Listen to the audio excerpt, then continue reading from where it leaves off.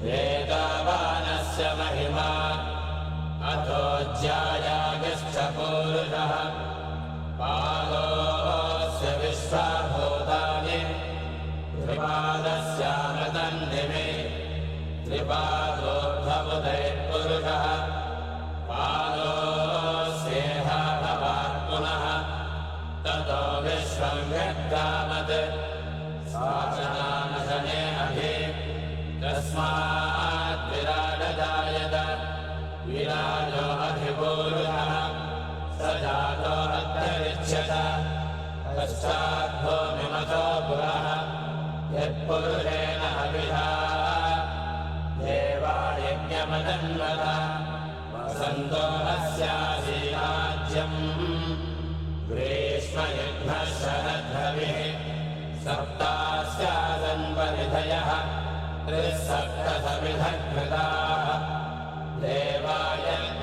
देवायज्ञयन्धन्वानाः अबद्धन् पुरुषं वशन् तैयज्ञं बर्हिः प्रौक्षन् पुरुषं जातमग्रतः तेन देवा अयजन्त साध्यारिषयश्च ये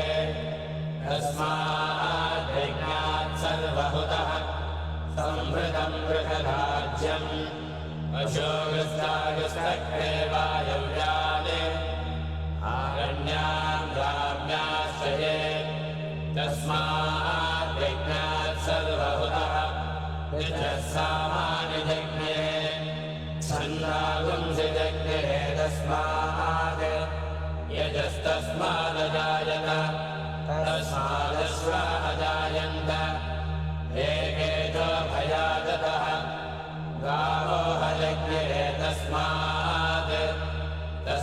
तस्माद्धाता अजावयः यत्पुरुषं जगतुः कथिता व्यकल्पयन् मुखं किमस्य गो बाहो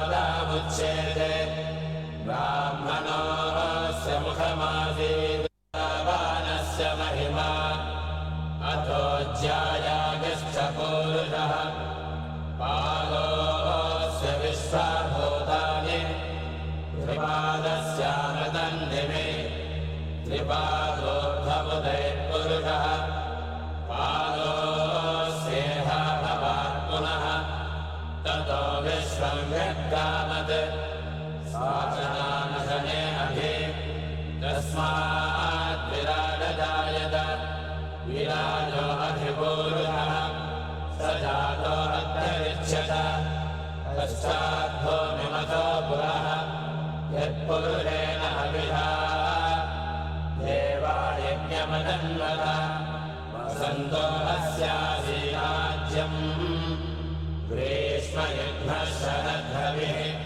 सप्तास्यासन्वनिधयः त्रिसप्तसमिधकृताः देवायज्ञयन्धन्वानाः अबद्धन् पुरुषं वशन् तैयज्ञं बर्हिः प्रौक्षन् पुरुषं जातमग्रतः तेन देवा अयजन्त साध्यारिषयश्च ये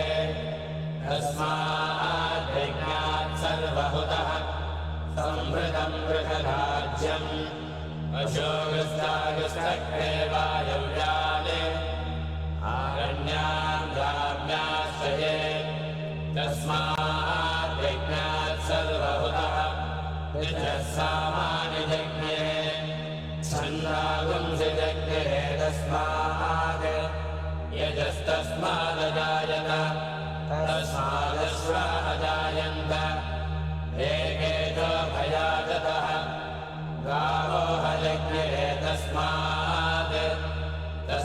तस्माद्धाता अजावयः यत्पुरुषं जगतुः कथिता व्यकल्पयन् मुखं किमस्य गो बाहो काहोरोपादामुच्येते ब्राह्मणोऽस्य मुखमासीत् बाहुराजन्यकृतः पूरोदरस्य यद्वैश्यः तद्धागुंसोऽत्र अजायत चन्द्रमा मनसो जातः च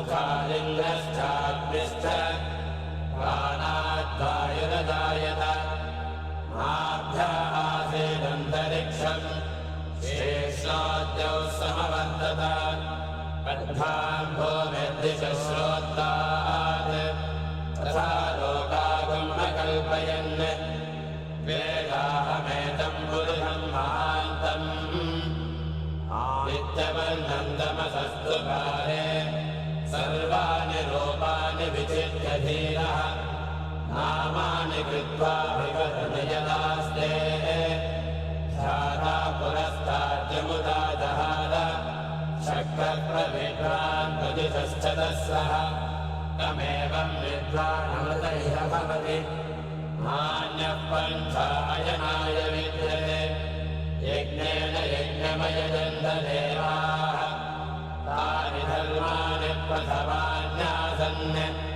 ते हनाकम् महिमानः सचन्ते यत्र पूर्वे साध्याः सन्ति देवाः अध्वः सम्भूतः पृथिवीरथाश्च विश्वकर्मणः समवर्धदाधि तस्य त्वष्टा विदधद्रूपमेति तत्पुरुषस्य विश्वमादानमग्रे वेदाहमेदम् पुरुषम् अशोगस्तागस्तग्रे वायव्यानि आरण्याम् ग्राम्याश्रये तस्मात् यज्ञात् सर्वहुतः द्विजः सामानि यज्ञे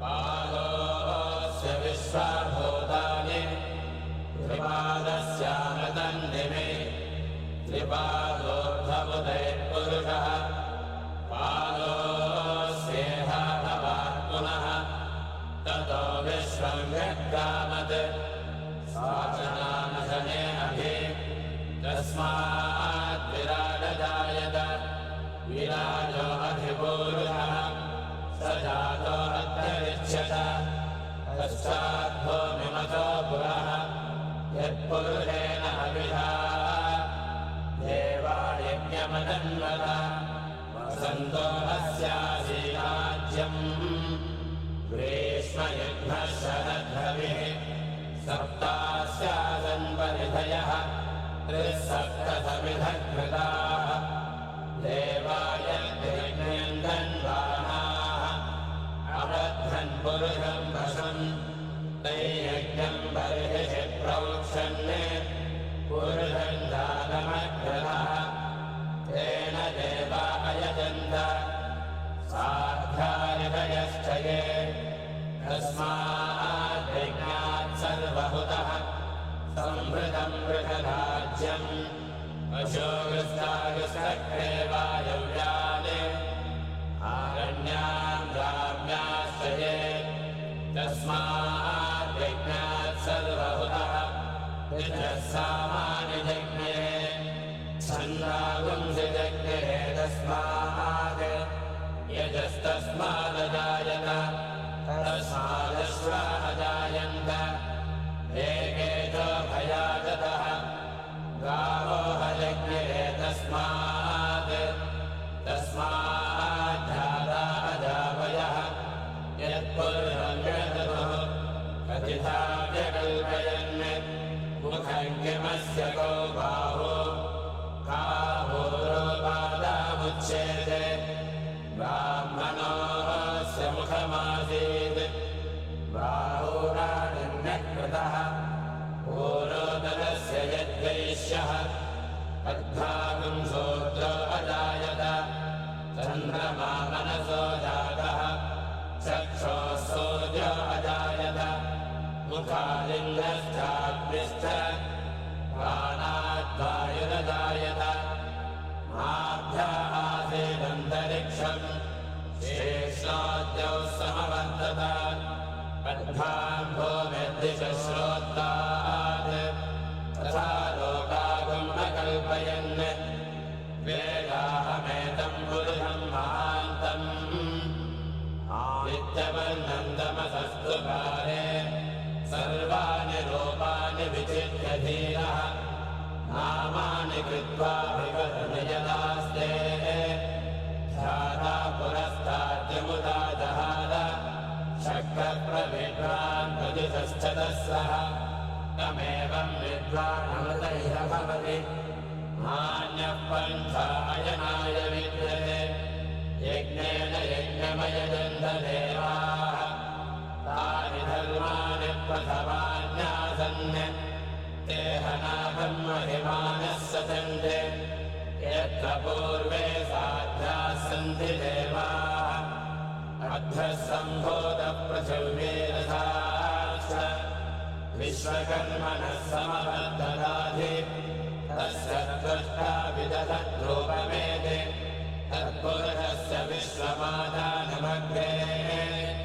वेदाहमेदं पुरुषं महान्तम् आदित्यवर्णं तमसः परस्तात् तमेवं विद्वानमृतैः भवति नान्यं पन्था विद्यते जनाय प्रजापतिश्चरति गर्भे अन्तः अजायमानो बहुधा विजायते तस्य धीराः परिजानन्ति योनिम् मरीचीनां पदमिच्छन्ति वेधसः यो देवेभ्यारपति यो देवानां पुरोहितः ऊर्ध्वो यो देवेभ्यो जातः नमो ऋताय ब्राह्मये ऋतं ब्राह्मं जनयन्तः देवा अग्रे तदब्रुवन् यस्यैवं ब्राह्मणो विद्यात् तस्य देवाः संवशे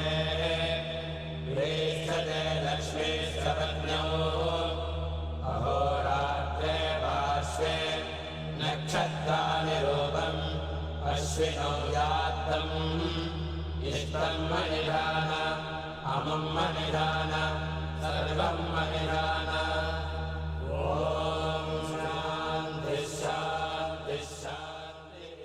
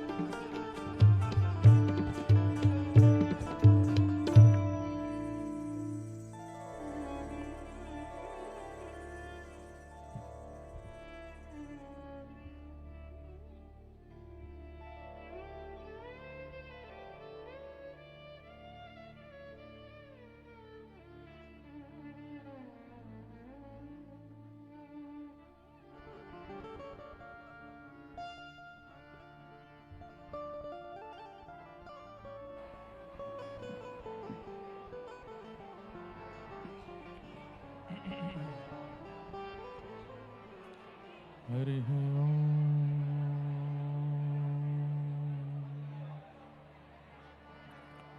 श्रीमते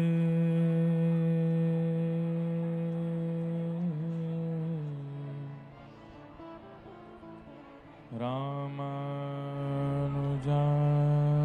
नमः। ध्येयं सदा परिभवग्नमभीष्टदोहम् तीर्थास्पदं शिवविरञ्चनुतं शरण्यं भृत्यार्तिहं प्रणतपालभवाब्धिपोतम् वन्दे महापुरुषते चरणारविन्दम्। अस्ति स्वस्तरुणीकराग्रविगलत्कल्पप्रसूनाप्लुतम् वस्तु प्रस्तुतवेणुनादलहरी निर्वाणनिर्व्याकुलम् स्रस्तनिबद्धनी विविलसद्गोपीसहस्रावृतम् हस्तन्यस्तनतापवर्गमखिलो दारं किशोराकृति कृष्णत्वदीयपदपङ्कजपञ्जरान्ते अद्यैव मे विशतु मानसराजहंस प्राणप्रयाणसमये कफवातपित्तैः कण्ठावरोधनविधौ स्मरणं कुतस्ते। लक्ष्मीनाथसमारम्भां नाथयामुनमध्यमाम् अस्मदाचार्यपर्यन्तां वन्दे गुरुपरम्पराम्। जय जय श्रीराधारमण जय जय नवलकिशोर जय गोपीचितचोर प्रभु जय जय माखन चोर। कृष्ण गोविंद गोविंद गोपाल नंदलाल कृष्ण गोविंद गोविंद गोपाल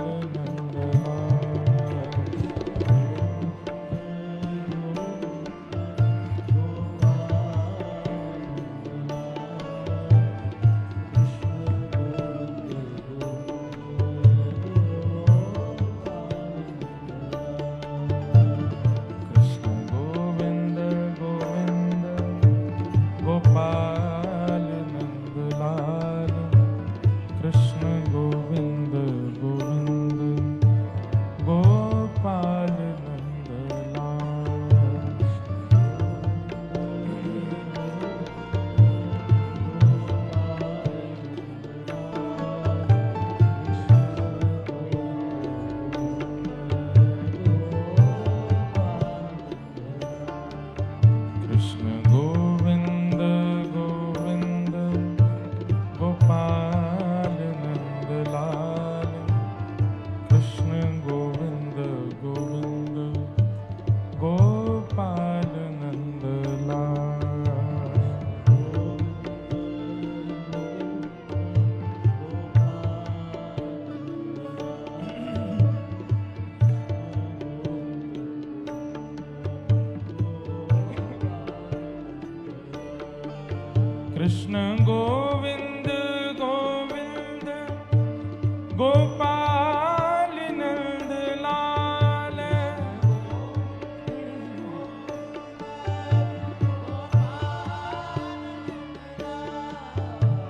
कृष्ण गोविंद गोविंद गोपाल नंदलाल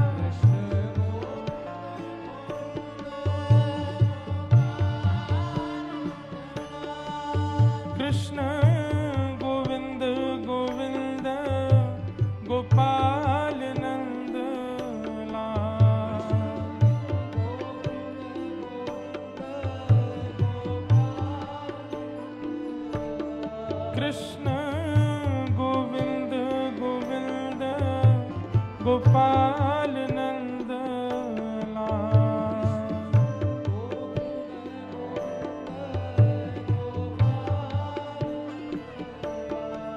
कृष्ण गोविंद गोविंद गोपाल नंद लाल।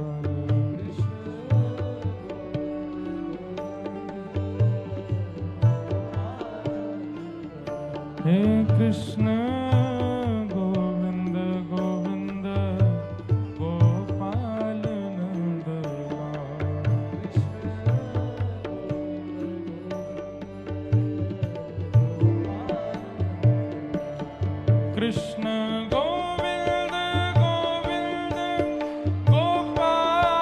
नंद लाल। कृष्ण गोविंद गोविंद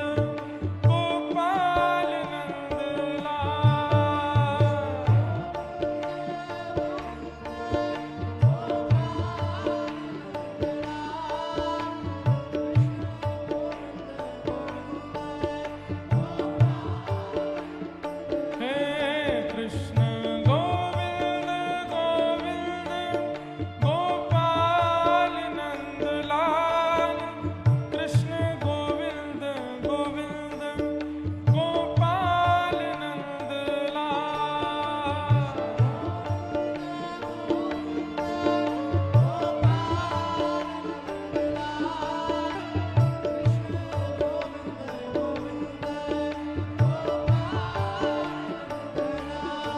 माधव गोविंद गोविंद गोपाल नंद लाल।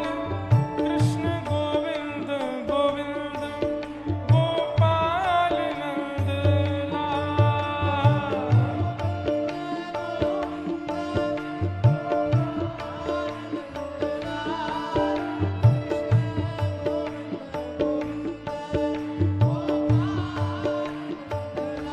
हमारे माई श्यामा जू को राज। हमारे माई श्यामा जू को राज। हमारे माई श्यामा जू को राज। हमारे माई श्यामा जू को राज।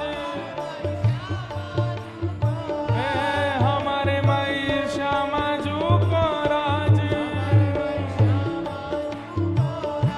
हमारे माई श्यामा जू को राज। हे जाके अधीन सदा ही सावरो। जाके अधीन सदा ही सावरो। ओ या ब्रज को सिर ताज। हमारे माई श्यामा जू को राज। हमारे माई श्यामा जू को राज। हे कृष्ण गोविंद गोविंद गोपाल नंद लाल।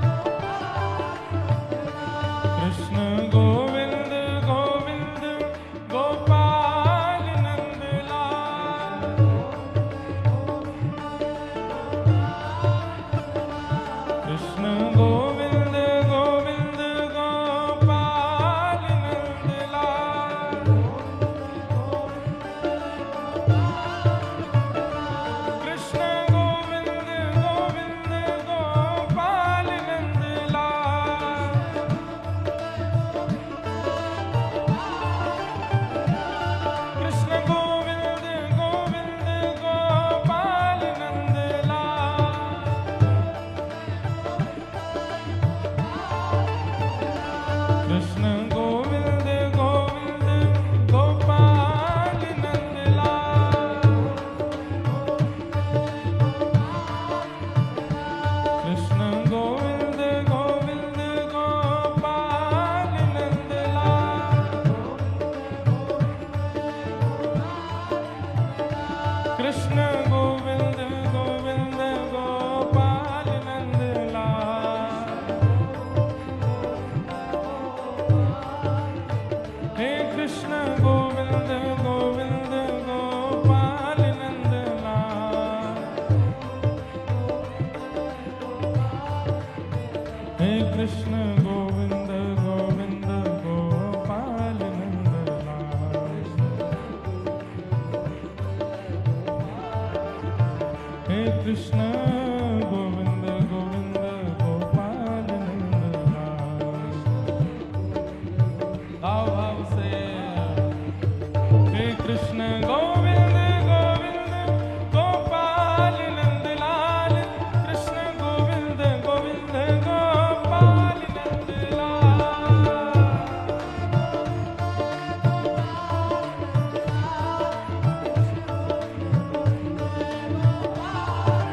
हे कृष्ण गोविंद गोविंद गोपाल नंदलाल।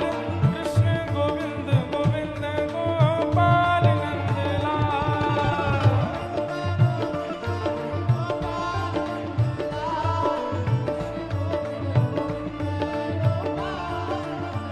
हे कृष्ण गोविंद गोविंद गोपाल नंदलाल। कृष्ण गोविंद गोविंद गोपाल नंदलाल।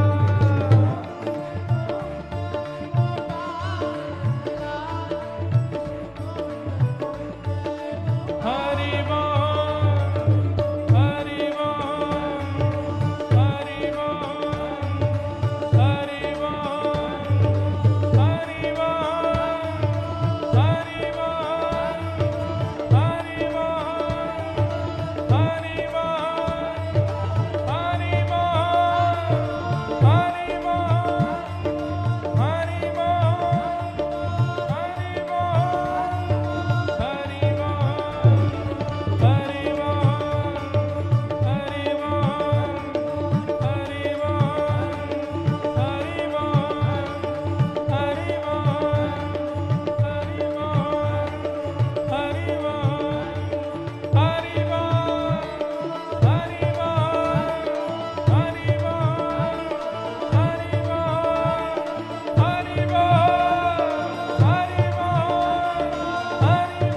बोल हरि बोल हरि बोल हरि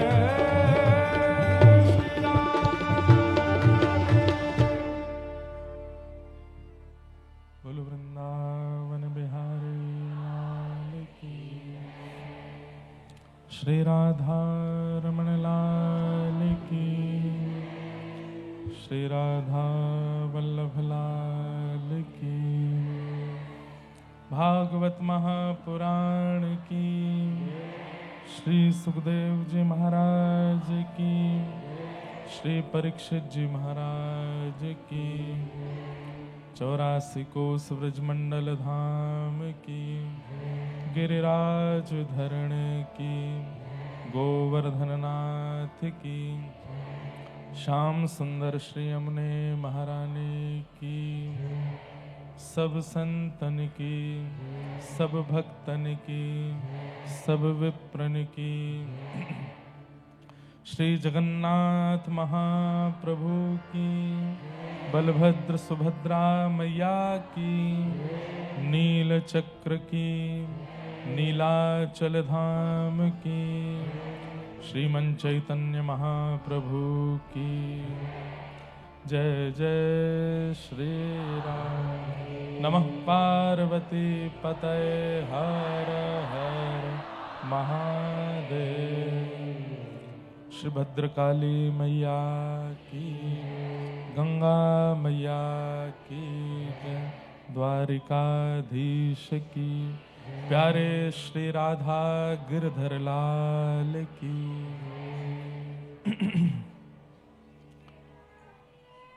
परम मंगल में परात्पर अखिलेश्वर,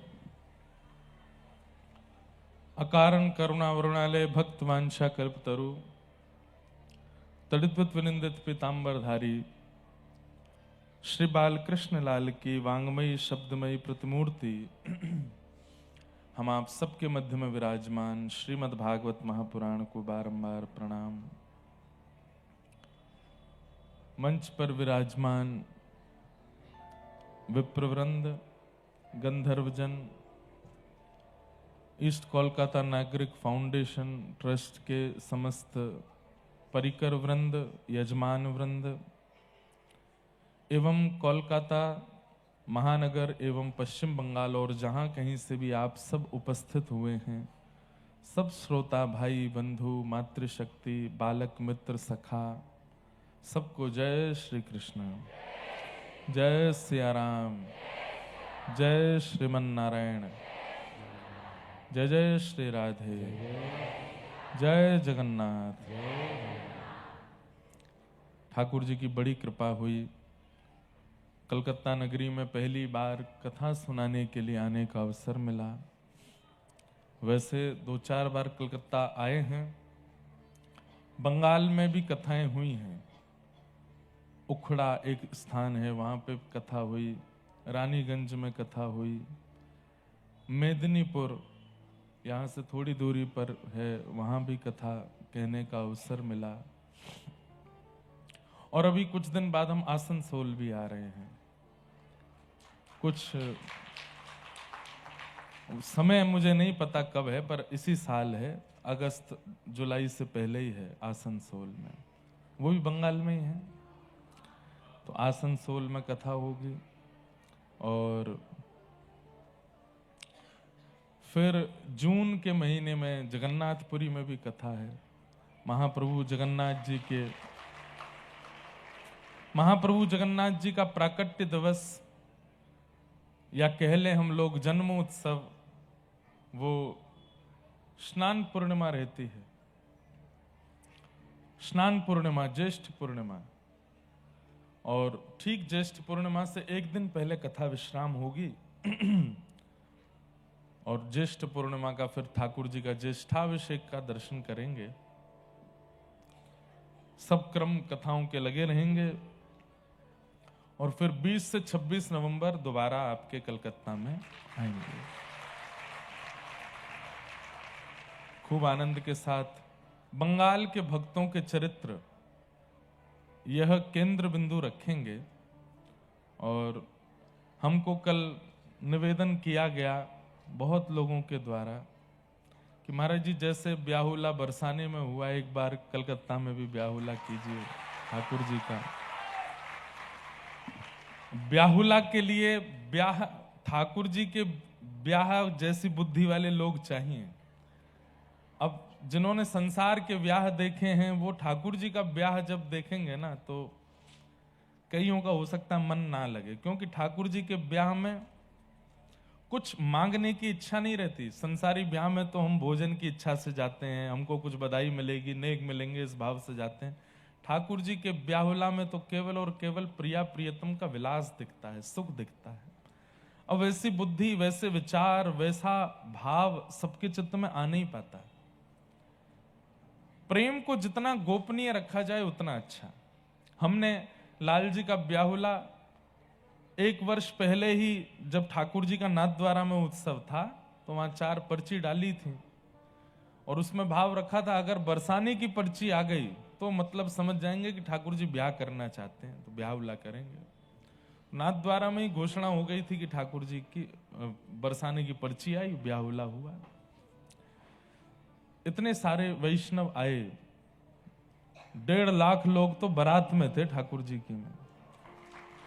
इतनी लंबी बारात जीवन में नहीं देखी होगी, 6 किलोमीटर लंबी बारात। जहां कथा स्थल था वहां से लेकर के और जहां से बारात शुरू हुई, मतलब बारात शुरू क्या, बारात को खड़े करने में ही 6 किलोमीटर की हो गई हो, इतनी लंबी बारात। और मैं क्या बताऊं, उसका तो वर्णन मैं कर नहीं सकता। युवा थे, 90% बालक थे उस बारात में। कोई डॉक्टर है, कोई इंजीनियर है, कोई पायलट है, कोई केबिन क्रू है, कोई पढ़ाई कर रहे हैं, स्कूल के हैं, कॉलेज के हैं, सारे बच्चे। और कैसी उन्होंने बारात ठाकुर जी की सजाई थी, मैं अभी तक उस स्मृति का मैं बखान नहीं कर सकता।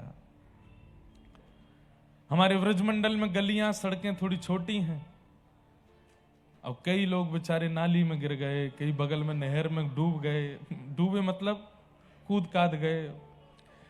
कई लोगों के ऊपर घोड़े उछल गए, घोड़े भी देख करके बोले जीवन में ऐसी बारात तो हमने भी नहीं करी कभी। अद्भुत था। कितने बालक ऐसे थे।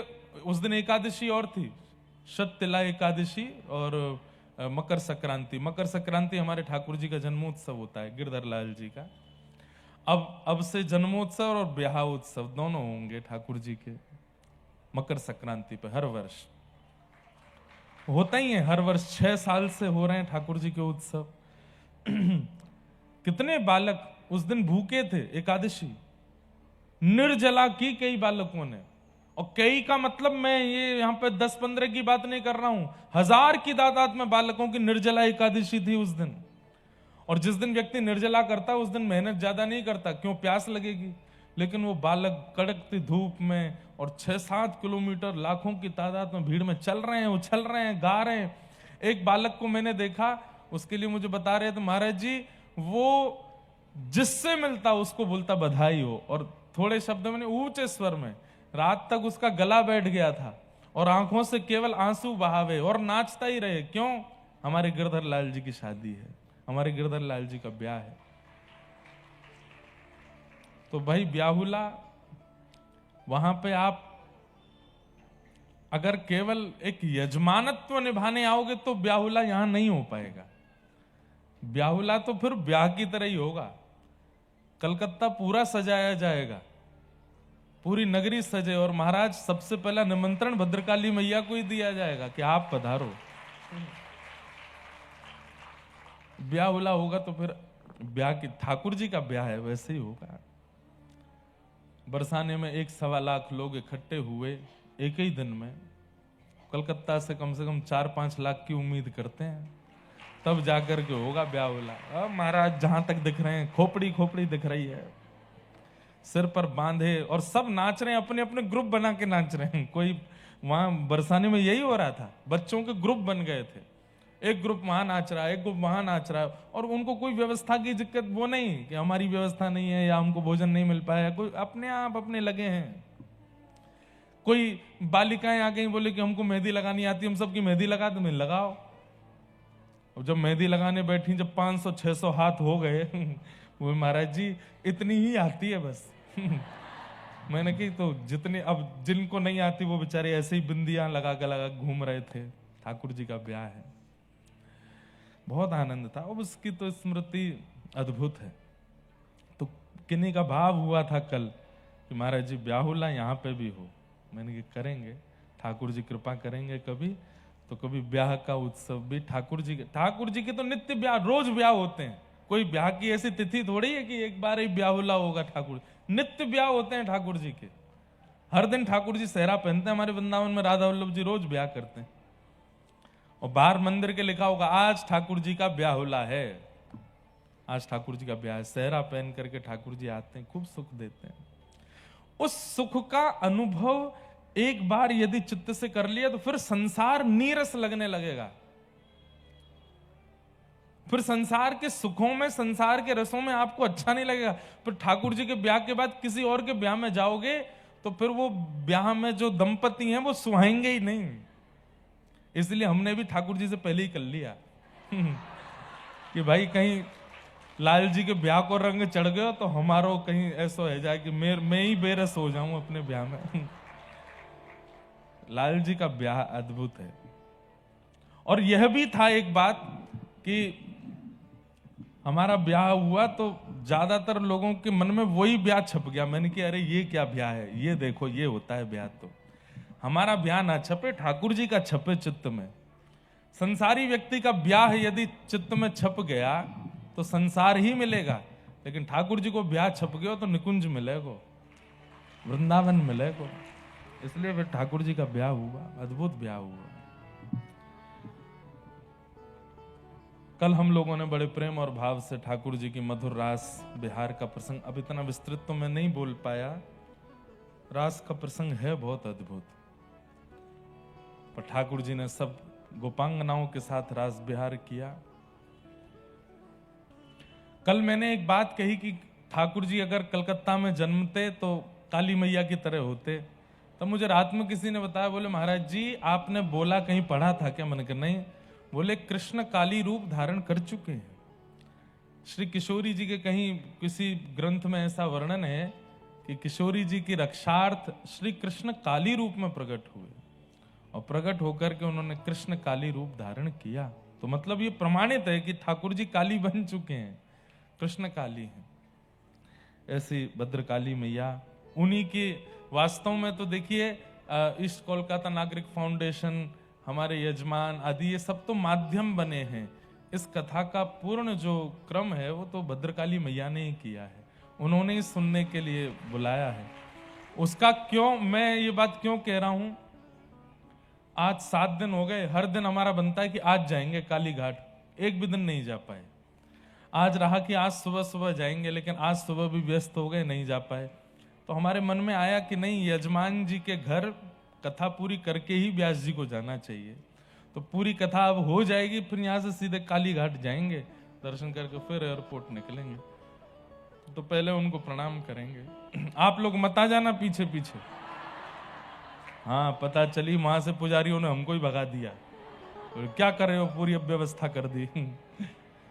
तो खूब आनंद आए। आप सब कलकत्ता वासियों को बहुत बहुत धन्यवाद और बहुत बहुत हम प्रणाम करते हैं। आप लोगों ने इतना स्नेह, इतना प्रेम, इतना संदेश हमको दिया कि अब तो ये हो गया कि जैसे ही संदेश कोई लेकर के आता है तो फिर मन में वो गीत बजने लगता है, संदेश आते हैं हमें तड़पाते हैं, ले जाओ वापस, अब नहीं है अब इच्छा, इतना खा लिया है।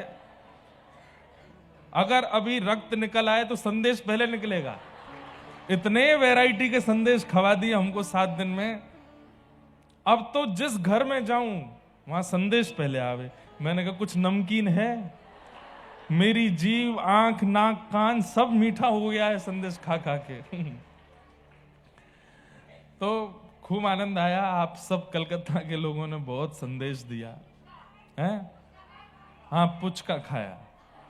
एक जगह गए थे तो वहां घर में ही पुचका बना था और उसमें भी वैरायटी, उसमें भी इतनी वैरायटी, पुचका में पुचका, पुचके में पुचका। कलकत्ता वालों की जीभ की जय हो।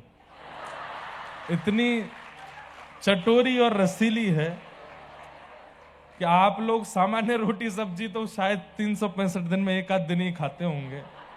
इतनी वैरायटी के भोजन बनते हैं यहाँ पे, सब्जियों के ऐसे ऐसे। एक जगह गए वहां बंगाली भोजन, हमारे मुरारका जी उनके गए, वहां बंगाली भोजन था। कहीं गए वहां पे सब हमारे भाई लोग, हमारे कई गुरु भाई, इतने गुरु भाई हैं हमारे यहाँ कलकत्ता में, सब जिन्होंने पिताजी से दीक्षा ली है, सब हमारे बड़े गुरु भाई, गुरु बंदे। तो किसान जी बैठे हैं, ये भी हमारे गुरु भाई हैं। सब हमारे राम अवतार जी और सब हमारे विक्की भैया, सब हमारे गुरु भाई हैं यहाँ पे। अशोक जी जो कथा का पूरा क्रम निभाए, चंडी जी, सब लोग, अब मैं किस किस के नाम लूं, तो दीजिए, वो तो आए नहीं, उनके घर से आई हैं, सब हमारे ये गुरु भाई हैं। क्या? हाँ, दही बड़ा खाया मैंने, खाया था, सच में खाया था मैंने, बैठ जाओ। तो खूब सुख मिला। अब नवंबर की प्रतीक्षा कीजिए आप लोग। उससे पहले तो बहुत कथाएं देखो कलकत्ता में होती रहती हैं, इतने बड़े बड़े वक्ता यहाँ आते हैं, सबकी कथा में जाया कीजिए। हमारी आपसे प्रार्थना, सनातन धर्म को आज की तारीख में बंटवारा करने में सब लोग तुले हुए हैं, एक दूसरे की टांग खिंचाई में, एक दूसरे संत महात्माओं की लड़ाई करवाने में लगे हैं। और किसी ने प्रेडिक्शन भी किया ये 2026 आध्यात्मिक लोगों की लिए अच्छा नहीं है, लड़ेंगे झगड़ेंगे ये सब, पर हमको ये मतभेद नहीं करने हैं।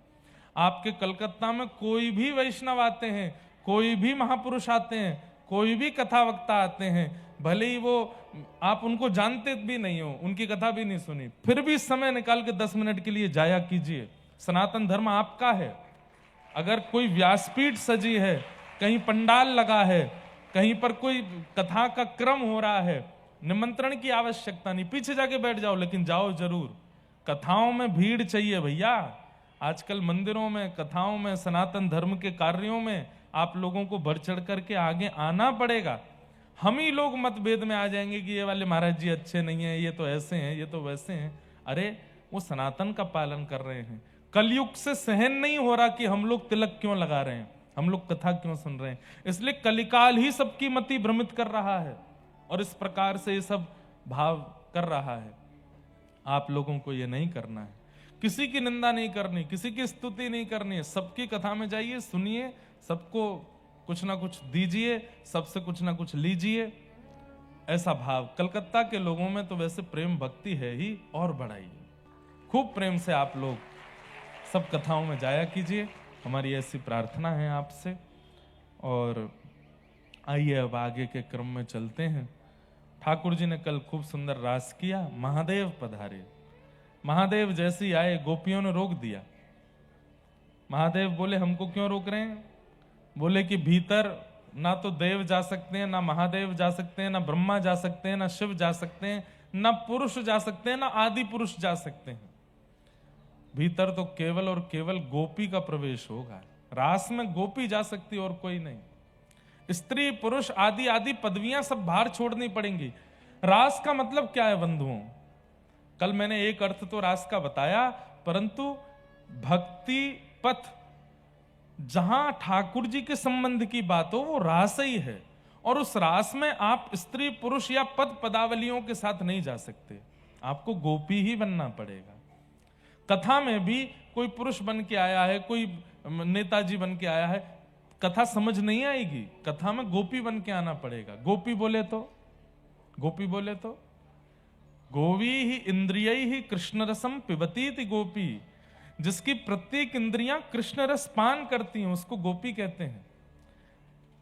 जिसके नेत्र दर्शन करते हैं श्याम सुंदर का, कान श्रवण करते हैं श्याम सुंदर की कथा का, नासिका सुगंधी लेती है उनके पुष्पों का, जिह्वा नाम गाती है या प्रसाद पाती है श्याम सुंदर के अधर का, हाथ करताल बजाते हैं, पैर थिरक करके नृत्य करते हैं, सर्वांगीण अंग दंडवत करता है।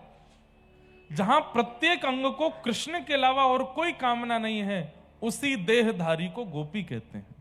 समझ में आई बात? आप यहां सेठ जी बनकर के आओगे, आप यहां कोई बहुत बड़े धनाढ्य धनवान हैं, हम इस जगह के ये ट्रस्टी हैं, हम वहां के वो हैं, हमारा हॉस्पिटल है, हमारा स्कूल है, कॉलेज है, हम ये हैं, ये सब करके कथा में आएंगे, आपको एक अक्षर समझ नहीं आएगा। कथा में तो आपको गोपी बन के आना पड़ेगा, वृंदावन में तो आपको गोपी बन के जाना पड़ेगा, तभी रास बिहारी आपके साथ रास करेंगे।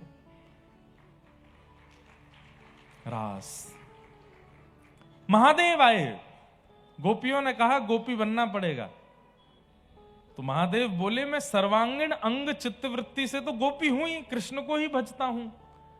तब गोपियों ने कहा जब सर्वांगीण अंग से और सर्वांगीण भाव से कृष्ण के हो तो फिर रूप भी उसी का ही धारण कर लो। पहली बार महादेव, देवादिदेव महादेव, होठों में लालिमा लगाई है, गले में हार पहना है, आंखन में काजल लगाए हो है, कानन में कुंडल पहने हैं, अपनी जटाओं को धो करके केश बना दिया है, सिर पर चुनरी पहनी है, हाथों में चूड़ी पहनी है, और देवों के देव महादेव वृंदावन के उस प्रेम रस का आस्वादन करने के लिए गोपी बन गए। बोलो गोपेश्वर महादेव की। आज भी नथनी पहन करके बैठते हैं वृंदावन में। बंधुओं, एक बात आपसे निवेदन करूं, अगर मानो तो आप लोग ज्योतिर्लिंग कभी कभी जाते हैं, कई लोगों के भाव बन जाते हैं चलो वहां ज्योतिर्लिंग दर्शन करके आते हैं। ज्योतिर्लिंग में सबसे पहली हमारी इच्छा क्या हो जाती है कि हम जाके अभिषेक करें, अभिषेक का हमको अवसर मिल जाए, हम रुद्राभिषेक करें, रुद्राष्टाध्याय का पाठ करें, रुद्राष्टकम करें। पर एक बहुत लॉजिकल बात है, आप मेरी ही प्रशंसा मुझको बार बार सुनाओगे, मैं कब तक सुनूंगा उसको, मुझको उसमें ज्यादा आनंद नहीं मिलेगा। लेकिन मैं जिसका प्रेमी हूं, मेरे प्रेमी की चर्चा यदि मुझे सुनाओगे तो मुझे ज्यादा अच्छा लगेगा, मुझे और ज्यादा प्रिय लगेगा। तो हमारी भावना ऐसी, रुद्राष्टकम कर लो, रुद्राष्टाध्याय कर लो, महादेव का अभिषेक कर लो, और सब करने के बाद जब जाने का समय आवे तो मंदिर के किसी कोने में बैठ करके गोपी गीत का पाठ सुनाओ महादेव को। बंधुओं, हजारों की तादाद में लोग जल चढ़ा रहे होंगे महादेव को, लेकिन महादेव के कान और चित्तवृत्ति कोने में आपको ही सुन रहे होंगे कि कौन गोपी गीत गा रहा है, यहां बैठ करके व्रज की याद मुझे कौन दिला रहा है। आहा, महादेव प्रसन्न हो जाते हैं। कई लोग कथा में अब भी बैठे हैं, जिनका ये नियम मैंने पूर्व में कथा की तो उन्होंने ये नियम लिया, वो आज भी महादेव के पास जाते हैं तो सब जो रिचुअल है वो सब करते हैं, बिल्व पत्र चढ़ाना, दूध से अभिषेक करना, जल चढ़ाना, परंतु जब वो बाहर आते हैं तो गोपी गीत का पाठ सुनाते हैं, महादेव को गोपी गीत सुनाते हैं। हम कह रहे हैं ज्योतिर्लिंग नहीं भी जा पाते तो आपके कलकत्ता में जहां भी महादेव के स्थान हैं, जहां भीड़ भाड़ ना होती हो, वहां पहुंच जाइए और जाकर के गोपी गीत का पाठ सुनाओ। तब कथामृतम तप्त जीवनम कविभिरीडितम कल्मष। गोपी गीत का पाठ पता है क्या है? जैसे हमारे घर के माताजी, पिताजी, दादी, दादा, कभी कभी उनको याद आ जाती है तो अपने ब्याह की एल्बम निकाल लाते हैं। कभी कभी अपने ब्याह की अगर रिकॉर्डिंग हुई होती है तो सीडी चला करके बच्चों को दिखाते, देखो हमारा ब्याह देखो। और उस दिन वो साल में एक दो बार ही होती है वो घटना, घर में जब पुराने चित्र निकाले जाते हैं तो देखेंगे दादी भी भावुक हो गई, माताजी भी भावुक हो जाती हैं, सब प्रेम में भर जाते हैं, सब लोगों में एक ऐसे मिलनसार हो जाते हैं, सब एक साथ बैठेंगे, अरे देखो मुझे देखो मैं कैसा लग रहा था, कैसा भावुक हो जाते हैं कितनी बार। ऐसे ही देवादिदेव महादेव वो सदैव त्रिपुंड लगा करके रहते हैं, वो सदैव जटाजूट धारण करके कैलाशपति बन करके रहते हैं, सदा पार्वती नाथ कहलाते हैं। इतना ज्यादा ऐश्वर्य मिल गया है महादेव को, वो सदा प्रसन्न रहते हैं उसमें। लेकिन जब कोई व्रज का स्मरण कराता है और गोपी गीत का पाठ सुनाता है तो महादेव के नेत्र बंद हो जाते हैं। याद आता है कि जब राधा कृष्ण नृत्य कर रहे थे, यमुना जी नृत्य कर रही थी, आकाश में देवी देवता नृत्य कर रहे थे, तब मैंने गोपी रूप धारण किया था। और मेरे गोपी रूप धारण करते ही मुझे बाहर से भीतर रास भूमि में लेकर के गए कृष्ण और मेरे साथ रास किया। उस प्रसन्नता से महादेव इतने भावुक हो जाते हैं कि गोपी गीत गाने वाले को, उस रास का अनुभव कराने वाले को कुछ नहीं देते, केवल और केवल कृष्ण प्रेम दे देते हैं, कृष्ण भक्ति दे देते हैं। और हमें चाहिए क्या? हमें महादेव से और तो कुछ चाहिए नहीं। इसलिए मेरी प्रार्थना है, व्रज के उपासकों को चाहिए कि महादेव से कृष्ण भक्ति की कामना करो। हमारे वृंदावन में कृपालू जी महाराज हुए, जिनका प्रेम मंदिर है, उन्होंने एक बहुत अच्छी रचना गाई।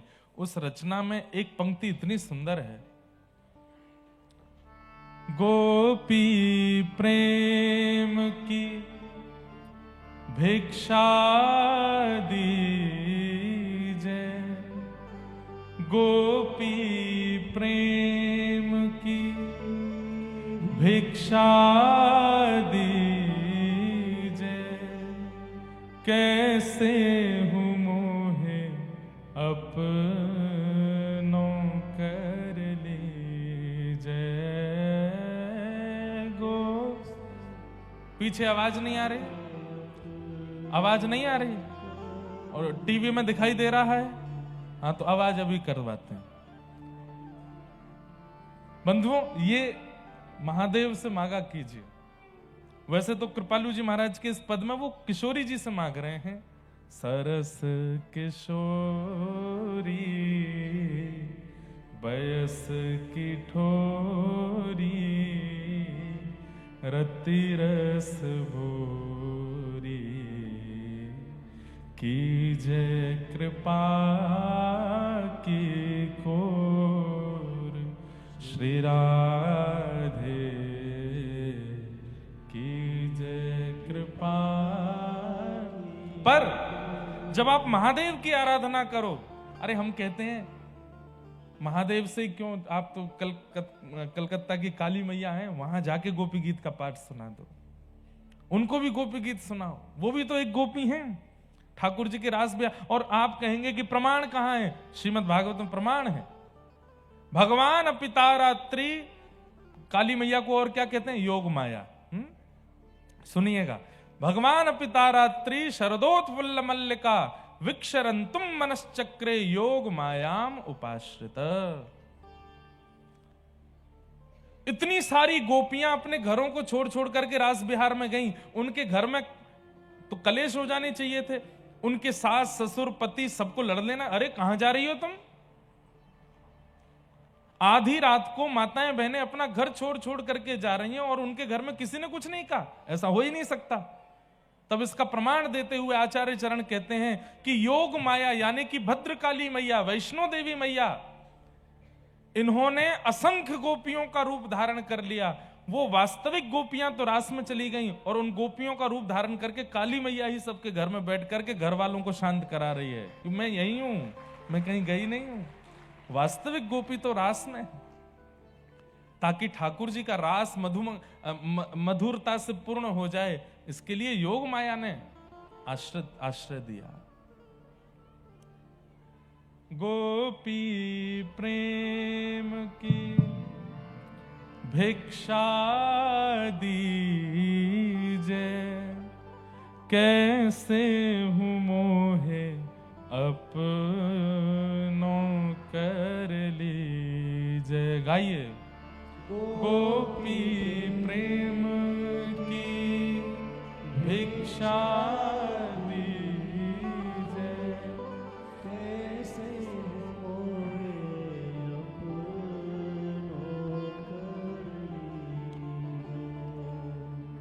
तुर गुण गावत दिवस बितावत, द्रग बरसावत,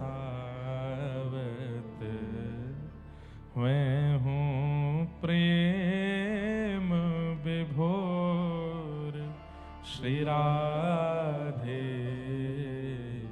कीजे कृपा की कोर, सरस किशोरी बयस की थोरी, रति रस भूरी, कीजे कृपा की कोर, श्री राधे कीजे कृपा की कोर। जिनको वास्तव में इच्छा है व्रजरस की, वही सुनिएगा इन सब बातों को। जिनको इतना फर्क नहीं पड़ता, वो सामान्य अपनी पूजा पद्धति का पालन करो। पर जिन्हें वास्तव में इस रस का अनुभव करना है, वो तो इसी प्रकार महादेव को, काली मैया को, सबको गोपी प्रेम ही मांगो, गोपी रस ही मांगो। तो रास का प्रसंग हुआ। अब मैं थोड़ा आज क्रम जल्दी जल्दी कहूंगा, क्योंकि निकलना भी है और कथा क्रम भी बहुत है। ठाकुर जी वापस ब्रज में लीला करने लगे। कंस ने अक्रूर जी को भेजा भगवान को मथुरा बुलाने के लिए ठाकुर जी मथुरा आए।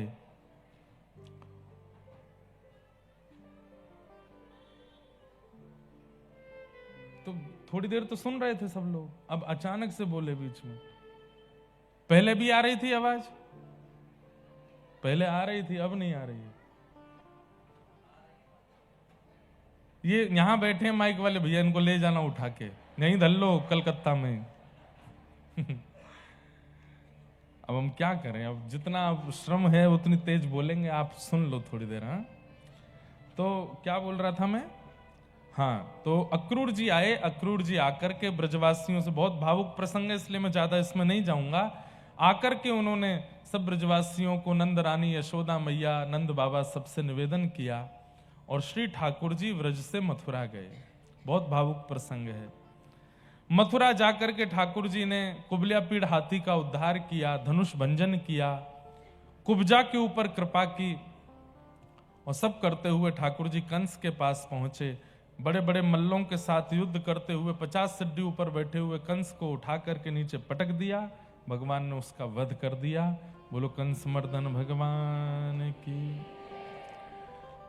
कारागृह में जाकर के ठाकुर जी ने देवकी और वसुदेव जी को मुक्त किया और उन्हें मुक्त करा करके ठाकुर जी ने अपने नाना जी यानी कि कंस के पिताजी, उनको मथुरा का राजा बनाया। उग्रसेन जी को राजा बनाया। ठाकुर जी ने वसुदेव जी से प्रार्थना की, पिताजी अब मैं पढ़वे जानो चाहूं। 12 वर्ष की अवस्था में ठाकुर जी विद्यालय गए पहली बार। कितनी वर्ष की अवस्था में? 12। बंधुओं, हमारी आपसे प्रार्थना है, इसमें कोई हमारी बात को गलत रूप से मत ले जाइएगा। छोटे बच्चों को थोड़ा बड़ा होने दिया कीजिए। बहुत छोटी अवस्था में हम लोग स्कूल और अपने घर से दूर भेजना शुरू कर देते हैं। घर से बाहर निकले बिना कुछ बन नहीं पाएंगे बच्चे, ये बात फैक्ट है। पर 5 वर्ष तक बालकों को माता पिता परिवार का संरक्षण चाहिए, चाहिए, चाहे 24 घंटे वो घर में चाहिए।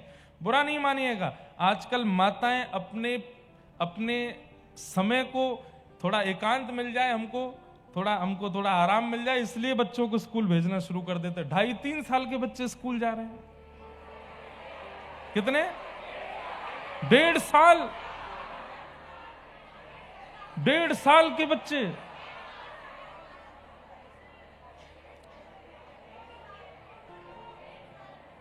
ये अच्छी बात नहीं है, ये अच्छा नहीं है। शास्त्र आज्ञा करते हैं, लालयेत 5 वर्षाणि 10 वर्षाणि ताड़येत प्राप्ते तु 16 वर्षे पुत्रम मित्र वदाचरेत। 5 वर्ष तक बालकों को केवल माता पिता और परिवारी जनों के संग ही रहना चाहिए, 24 घंटे रहना चाहिए। एक क्षण के लिए भी आपके नेत्रों से दूर नहीं जाना है उसको। मां के हृदय का और बालक के हृदय का एक कनेक्शन रहता है। वो जितने समीप रहते हैं 5 वर्ष तक, उतना प्रेम बालक में रहता है। इसलिए आजकल के बच्चे 16 वर्ष के बाद में इतने डिस्कनेक्ट हो जाते हैं अपने माता पिता से, परिवार से। वो पढ़े लिखे हो जाते हैं, एजुकेटेड हो जाते हैं, पर संस्कार शून्य, संस्कार 0 है उनका। बुरा नहीं मानिएगा, हम अनेक घरों में जाते हैं, बच्चा देखते ही पहचान जाता हूं मैं कि इसमें संस्कार नहीं है। अब तो हमारी कथा में बहुत युवा आने लग गए, प्रयास कर करके उनको संस्कार थोड़ा थोड़ा सिखा रहे हैं। पर यहां बैठे इतने लोग, आप लोग गए थे 1.5 साल की उम्र में स्कूल, इसलिए आज तक सनातन से जुड़े हुए हो, आज तक अपने माता पिता की परवाह करते हो, आज तक प्रेम लक्षणा भक्ति का पालन कर रहे हो, सब कर रहे हो। इन बच्चों को आपने 1.5 वर्ष की अवस्था में ही दूर कर दिया। बच्चों को दूर भेजना चाहिए।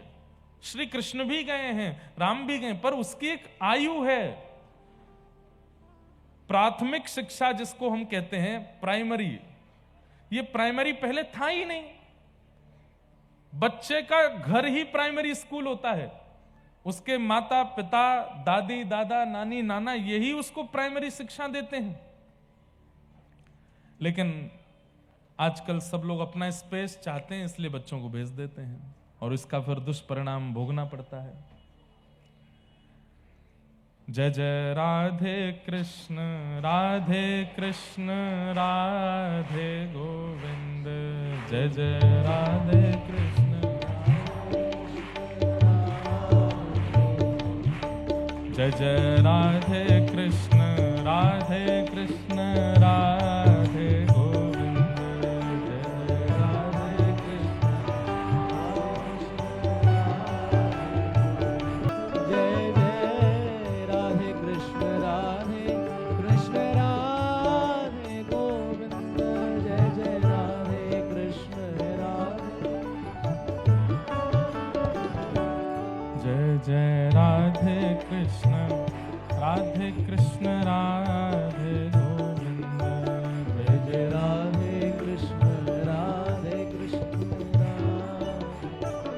सब लोग अपने अपने स्थान पर बैठ जाओ। हम आगे का क्रम पूर्ण कर दें और कथा को विश्राम की ओर ले चलें। ठाकुर जी 12 वर्ष की अवस्था में, लगभग 11, साढ़े 11, 12 वर्ष की अवस्था में ठाकुर जी विद्यालय पढ़ने के लिए गए। सांदीपनी उपाध्याय जी के पास में। कहाँ गए? उज्जैन, अवंतिका पढ़ने के लिए। और वहां ठाकुर जी को एक सखा मिले जिनका नाम था श्री सुदामा जी। बंधुओं, एक शायद अनसुनी बात आपको बताएं, अभी हम पिछली कुछ कथा से सुनाने लगे। सुदामा जी से ठाकुर जी की इतनी प्रीति क्यों बन गई? ऐसा क्या दिया सुदामा जी ने जो ठाकुर जी उनको अपना इतना घनिष्ठ मित्र मानने लगे?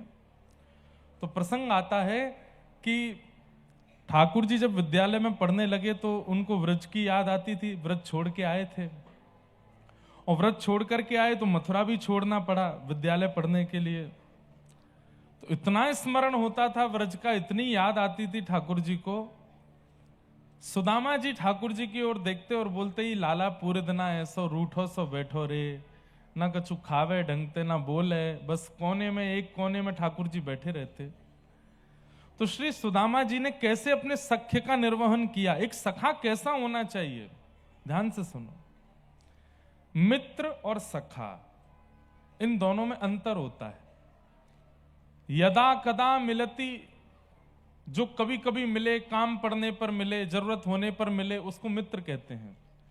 पर संग खावे, संग रहवे, संग ही रहे, आपके दुख को अपना दुख माने, उसे मित्र, उसे सखा कहते हैं। ठाकुर जी ने मित्र अनेक बनाए, पर पूरी कृष्ण लीला में भगवान के सखा केवल 3 हैं। सखा केवल 3 हैं ठाकुर जी के। सुदामा जी सबको पता है, अर्जुन भी सबको पता है, और तीसरे हैं उद्धव जी। उद्धव जी ठाकुर जी के सखा, दैत्य सखा। बल्कि उद्धव जी को मैं कह दूं तो कोई अतिशयोक्ति नहीं, सुदामा जी और अर्जुन से भी ज्यादा श्रेष्ठ ठाकुर जी के सखा अगर कोई हैं तो वो उद्धव जी हैं। उनके लिए कहा है कृष्णस्य दैत्य सखा। दैत्य सखा मतलब घनिष्ठ, घनिष्ठतम मित्र हैं। मतलब ठाकुर जी अपने मन विचारों तक की बात उद्धव को बता देते हैं, इतने सखा। ठाकुर जी ने सखा 3 ही बनाए। तो इसका मतलब एक बात समझिए, जीवन में मित्र खूब रखिए, पर सखा 2-3 से ज्यादा मत बनाइए। आपके संग खाने का अधिकार, आपके संग बैठने का अधिकार, आपके संग घूमने का अधिकार, वो सबका नहीं होना चाहिए। और सखा ढूंढना बहुत बड़ी बात है। इसलिए 3 तो सबसे मैक्सिमम है, कम से कम एक ही सखा होना चाहिए। और सबसे बढ़िया सखा तो ठाकुर जी हैं। ठाकुर जी को सखा मानो। और देखो, ठाकुर जी सखा नहीं बन सकते तो ठाकुर जी के जनों को अपना सखा बनाओ। अभी यहां कथा में आप सब लोग, कई लोग आ रहे हैं, रोज आ रहे हैं। बगल में कोई बैठने वाला श्रोता आपको लगा हो 4-5 दिन से, भाई ये बहुत अच्छा, बढ़िया से कथा सुनती हैं या सुनता है, उसको बोलो तो तुम मेरे सखा बन जाओ। क्यों? बोलो फिर दोनों कथाओं में जाया करेंगे, दोनों साथ में मंदिर जाया करेंगे। वो स्त्री पुरुष वाला नहीं, वो वाले सखा नहीं बनना। अच्छे, जो हमारा नाक मत कटवा देना कहीं वो काम करके। सखा मतलब भगवत संबंधी से सखा बनो। और सखा 1 या 2 से ज्यादा से ज्यादा 3, इससे ज्यादा सखा ना हो। तो भगवान के सखा श्री सुदामा जी मन में सोचते कि लाला पूरे दिन रूठो बैठो रे, कहा करूं या के काजे। तो श्री सुदामा जी ने पूरी जांच की यशोदा मैया कैसे लाड़ करती हैं, कैसे प्रेम करती हैं, कैसे बुलाती हैं। श्री दामा तन सुखा मन सुखा धन सुखा, सबके बारे में सुदामा जी रोज सुनते ठाकुर जी से, और फिर सुनकर के श्री सुदामा जी ही कभी तन सुखा बन के आ जाते, कभी मन सुखा बन के आ जाते, कभी श्रीदामा की तरह बोलने लगते, कभी यशोदा मैया की तरह गोद में सुला लेते, कभी गुरुकुल में मक्खन चुरा करके लाते और यशोदा मैया की तरह अपने हाथ से पवाते, इतना स्नेह देते। ठाकुर जी के सुख का विचार किया सुदामा जी ने, इसलिए ठाकुर जी ने उनको अपना सखा बना लिया। बोले मेरा सबसे प्रिय सखा है। श्री सुदामा जी व्रज का विरह नहीं करने दिया ठाकुर जी को, इसलिए ठाकुर जी ने श्री सुदामा जी को अपना सखा माना। आप भी अपने घर के ठाकुर जी को बंधुओं सुख देने का प्रयास किया करो। अभी हमारी सेवा कैसी होती है, हमें जिसमें सुख मिलता है उसमें ठाकुर जी सुख ले लीजिए, नहीं, सेवा का मतलब होता है ठाकुर जी का जो सुख है उसमें हम सुख लेंगे। अब लोग बाग इसमें पढ़े लिखे लोग बात बनाते हैं कि भगवान को कोई सुख की कामना, वो तो सर्वव्यापी सर्वगुण संपन्न, उनको कुछ, इसका मतलब ये थोड़ी होता है कि कोई व्यक्ति करोड़ों का टर्नओवर करता है, अरे भैया इसको रोटी बनाने की क्या जरूरत है, इसके पास तो मशीन होंगी रोटी बनाने वाली, इसके पास तो मशीन होगी दाल निकालने वाली, इसके पास तो ये, अरे सामान्य जरूरतें सबकी पूरी होती हैं, लेकिन हम ये भी माने कि वो परमात्मा हैं, तो भी अगर वो परमात्मा ही हैं तो ब्रज में फिर लीला करने क्यों आए? ये सारी लीला, ये सारा भाव, ये प्रेम क्यों प्रकट किया ठाकुर जी ने? वो चाहते हैं कि हम उन्हें वह स्नेह, वह प्रेम, वह भाव प्रदान करें। जगन्नाथपुरी में साक्षी गोपाल भगवान है, वृंदावन से आए हैं यहां पर। एक तीर्थ यात्रा हुई और उस तीर्थ यात्रा में एक वयोवृद्ध की सेवा एक युवा करता था, और उस युवा की तीर्थ यात्रा जब पूरी हुई तो वयोवृद्ध ने युवा को वचन दिया, वो तुमने मेरी इतनी सेवा करी है कि गांव लौट करके मैं अपनी नातनी का ब्याह तुमसे कराऊंगा। अब उस युवा को तो ब्याह की इच्छा नहीं थी, लेकिन वयोवृद्ध ने कह दिया तो उसके मन में भी इच्छा आ गई, ठीक है मेरा ब्याह हो जाएगा। लौट करके जब वो लोग वापस आए उड़ीसा के किसी गांव में, तो उस युवा बालक ने वयोवृद्ध से कहा, आपने कहा था कि आप अपनी नातनी का ब्याह मुझसे कराओगे, करा दीजिए। हाँ हाँ मैं घर पे बात कर। अब घर पे जैसी बात की तो घर के सदस्यों ने सबने उस व्यक्ति को, अरे वो तो कुछ कमाता नहीं, वो तो ऐसे ही पड़ा रहता है, उससे अपनी बेटी का ब्याह करेंगे, ये करेंगे, वो सब ने मना कर दिया। तो बेचारे वृद्ध जो थे वो संकोच में आ गए, अब मैं क्या करूं, मैं तो उसको वचन दे चुका हूं। तो जब इतना प्रेशर पड़ा तो वयोवृद्ध ने भी मना कर दिया, भैया देखो हमने कोई तुमसे ऐसी वादा नहीं किया था कि हम नातनी का ब्याह करा ही देंगे। उस युवा ने कहा ब्याह मत कराइए, लेकिन सच तो बोलिए, आपने कहा था कि आप ब्याह कराओगे। और वयोवृद्ध भी अड़ गए, नहीं मैंने नहीं कहा था। पंचायत बैठी तो पंचों ने कहा भैया ये कह रहे हैं कहा था, तुम कह रहे हो नहीं कहा था, कैसे माने? कोई तीसरा था जो गवाही देगा कि इन्होंने कहा था? तो उस बालक ने बोला हाँ, व्रज वृंदावन में गोपाल जी का मंदिर था, गोपाल जी के सामने बैठ के इन्होंने मुझसे कही थी कि अपनी नातनी का ब्याह कराएंगे। गोपाल जी ने सुना है, गोपाल जी ने सुना है। सुन करके सारे गांव के लोग हंसने लगे, बोलो गोपाल जी का सुनना तो ना सुनने के बराबर है। लेकिन पता नहीं उस युवा के चित्त में कैसा विश्वास, गोपाल जी ने सुना है। पंचों ने भी हंस करके कह दिया अच्छा तो ठीक है, तो जाओ गोपाल जी को बुला लो, वो आके अगर कह देंगे कि इन्होंने नातनी के ब्याह का कहा था तो हम तुम्हारा ब्याह करा देंगे। और पंच सारे वयोवृद्ध से बोले अब गोपाल जी तो आने नहीं, तुम अपनी नातनी का कहीं कर दो ब्याह। वो बालक बोला मैं आज ही निकल रहा हूं वृंदावन। पहुंच गया वृंदावन, और वृंदावन में श्री गोविंद देव जी का मंदिर है, रंग जी के मंदिर के पास, वहीं पास में ही गोपाल जी का वो मंदिर था। साक्षी गोपाल उनका नाम यहां आकर के पड़ा, वहां वो गोपाल जी थे। उस युवा ने जाकर के गोपाल जी को, हे गोपाल जी आपने सुना था, उन वयोवृद्ध ने आपके सामने वचन दिया था कि वो अपनी नातनी का ब्याह मुझसे करेंगे, आप मेरे साथ चलो, मेरे साथ उड़ीसा चलो और वहां जाकर के सबको साक्षी दे दो कि हाँ उन्होंने कहा था। आपका तो गुरुदेव ठाकुर जी घर बस गया, मेरा बस जाएगा। आपके तो एक आदमी 16,000 बसे हुए हैं, एक आध दासों के भी बस जाएंगे तो क्या बुराई है। ठाकुर जी को मनाने लगा। अब ठाकुर जी कहां बोलते हैं, तो चुपचाप खड़े हैं ऐसे मूर्तिमंत होके, जैसे सारे मंदिरों में ठाकुर वैसे ही हैं। रात में पुजारी जी मंदिर बंद करने लगे तो गेट के आगे अड़ गया, बोले बंद मत करो, मेरी बात चल रही है इनसे। पुजारी जी ने धक्का वक्का देके मंदिर बंद कर दिया। रोने लगा, रोते रोते बोले मैं खाऊंगा नहीं, पीऊंगा नहीं, प्राण त्याग दूंगा यहां पे, क्योंकि मैं वापस गांव जाने लायक तो बचा नहीं। वापस खाली हाथ गांव जाऊंगा तो गांव के लोग और हंसी उड़ाएंगे। गोपाल जी, सबकी लाज रखी आपने, मेरी भी रख लो। जैसी लाज राखी द्रौपदी की, होन न दीन उघारी। जैसी राखी अर्जुन की, भारत युद्ध पछारी। ऐसी मेरी भी लाज रखो ना नाथ, चल दीजिए मेरे साथ। आधी रात का समय हो गया, रो रहा था, बिलख रहा था, कुछ खा पी नहीं रहा था, तो बंद मंदिर के भीतर से गोपाल जी बोल पड़े, ए पागल, क्यों रोता है, कुछ खा पी ले, कहीं चला जा। बोले आप ही बोल रहे हैं ना अंदर से? बोले हाँ मैं ही बोल रहा हूं, मैं तुझसे ये कह रहा हूं कि भाई मैं कहीं आता जाता नहीं हूं, और ये कलिकाल चल रहा है, घनघोर कलयुग चल रहा है, मैं ज्यादा हिलता डुलता नहीं हूं, इसलिए तू चला जा, मेरे पीछे मत पड़, और तू जा, उससे बढ़िया कन्या से तेरा ब्याह हो जाएगा, और मैं हिलता डुलता नहीं हूं, कहीं आता जाता नहीं हूं, चला जा चा।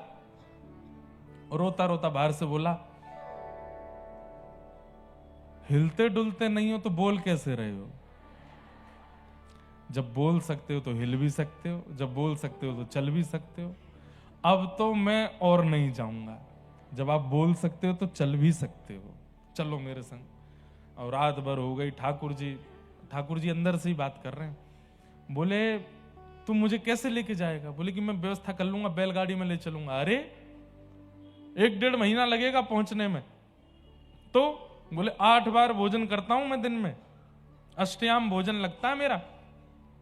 बोले मैं सब व्यवस्था कर दूंगा, चल दो मेरे साथ। इतना उसने प्रेम से पुकारा, अंत में वो बोल गया मुझे ब्याह नहीं करना है, लेकिन अब मेरे मन में इच्छा हो गई है कि मैं ठाकुर को ले जाऊं अपने गांव में जाके विराजमान, अब आप चल दो। ठाकुर जी बोले ठीक है मैं चल दूंगा, पीछे मुड़ के नहीं देखना, हा? जब भोजन कराना होगा तभी मेरे सामने आना। और अर्धरात्रि में ही ठाकुर जी वर्षों से वृंदावन में सेवा करा रहे थे, अचानक से निकल गए, बैलगाड़ी पे बैठ गए, बोले चल ले चल अपने प्रांत में, तेरे यहां विराजेंगे, वहीं रहेंगे। 8 बार भोजन करते हैं दिन में, और भोजन करते करते करते जो 1 महीना में पहुंचने थे 3 महीना में पहुंचे, इतना भोजन करते हैं। और जब चलते थे तो ठाकुर जी नृत्य करते हुए चलते थे, पांव के नूपुर बजते थे। जैसे ही उत्कल प्रांत में पहुंचे, समुद्री रेत उसमें जैसे ही चलने लगे तो ठाकुर जी के नूपुरों में धूल भर गई, तो आवाज नहीं आई, तो उसको लगा पता नहीं ठाकुर जी रुक गए क्या पीछे। जैसे ही पीछे मुड़ के देखा तो ठाकुर जी तो त्रवंग ललित श्याम सुंदर वहीं स्तब्ध हो गए। बोले अब नहीं जाऊंगा आगे। तेने पीछे क्यों देखा? बोले आपके नूपुर की आवाज ही नहीं आई मुझे। ठाकुर जी बोले वहां रेत भर गई है, या हमारे ना आई। जय जय, बस 5-6 किलोमीटर दूर रह गया मेरा गांव, चल दो। ठाकुर जी बोले हम तेरे काजे 1000 किलोमीटर चल के आ गए, गांव बारे 5 किलोमीटर ना आ सके? उन तक कहते हैं यहीं आ जाएंगे। गांव में जाके हल्ला किया, बोले गोपाल जी आ गए, साक्षी देने गोपाल जी आ गए। इन्होंने कहा था अपनी नातनी का ब्याह मुझसे करेंगे, देखो साक्षी देने गोपाल जी आए। पूरा गांव इकट्ठा हुआ, आहा सबके नेत्र सजल हो गए। त्रिभंग ललित श्याम सुंदर मंद मंद मुस्का करके खड़े हैं और सबके सामने साक्षी दे रहे हैं। इन वयोवृद्ध ने मेरे सामने इस युवा बालक का हाथ पकड़ के साक्षी दी थी कि ये अपनी नातनी का ब्याह इससे करेंगे, अब आप इसका ब्याह करा दो और मैं अब स्तब्ध होकर के यहीं रहूंगा।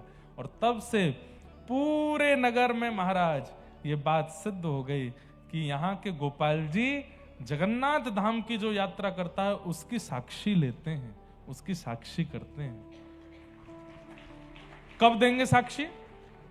मृत्यु के बाद जब हम लोग जाएंगे तो यमराज जी आएंगे, सबसे पहले सारा रजिस्टर खोल के दिखाएंगे और पूरा बताएंगे तुमने ये किया, जीवन में ये किया, इतना मांस खाया, इतना ये गलत काम किया, इतना ये सब किया, इन सब के बदले तुमको अब नरक जाना पड़ेगा। तब आप उनसे कह सकते हो, हे यमराज जी, हम जगन्नाथ जी गए थे, हमने वहां महाप्रसाद पाया था, हमने समुद्र स्नान किया था, नील माधव भगवान का दर्शन किया, नील चक्र का दर्शन किया। तब यमराज जी कहेंगे कोई गवाही है?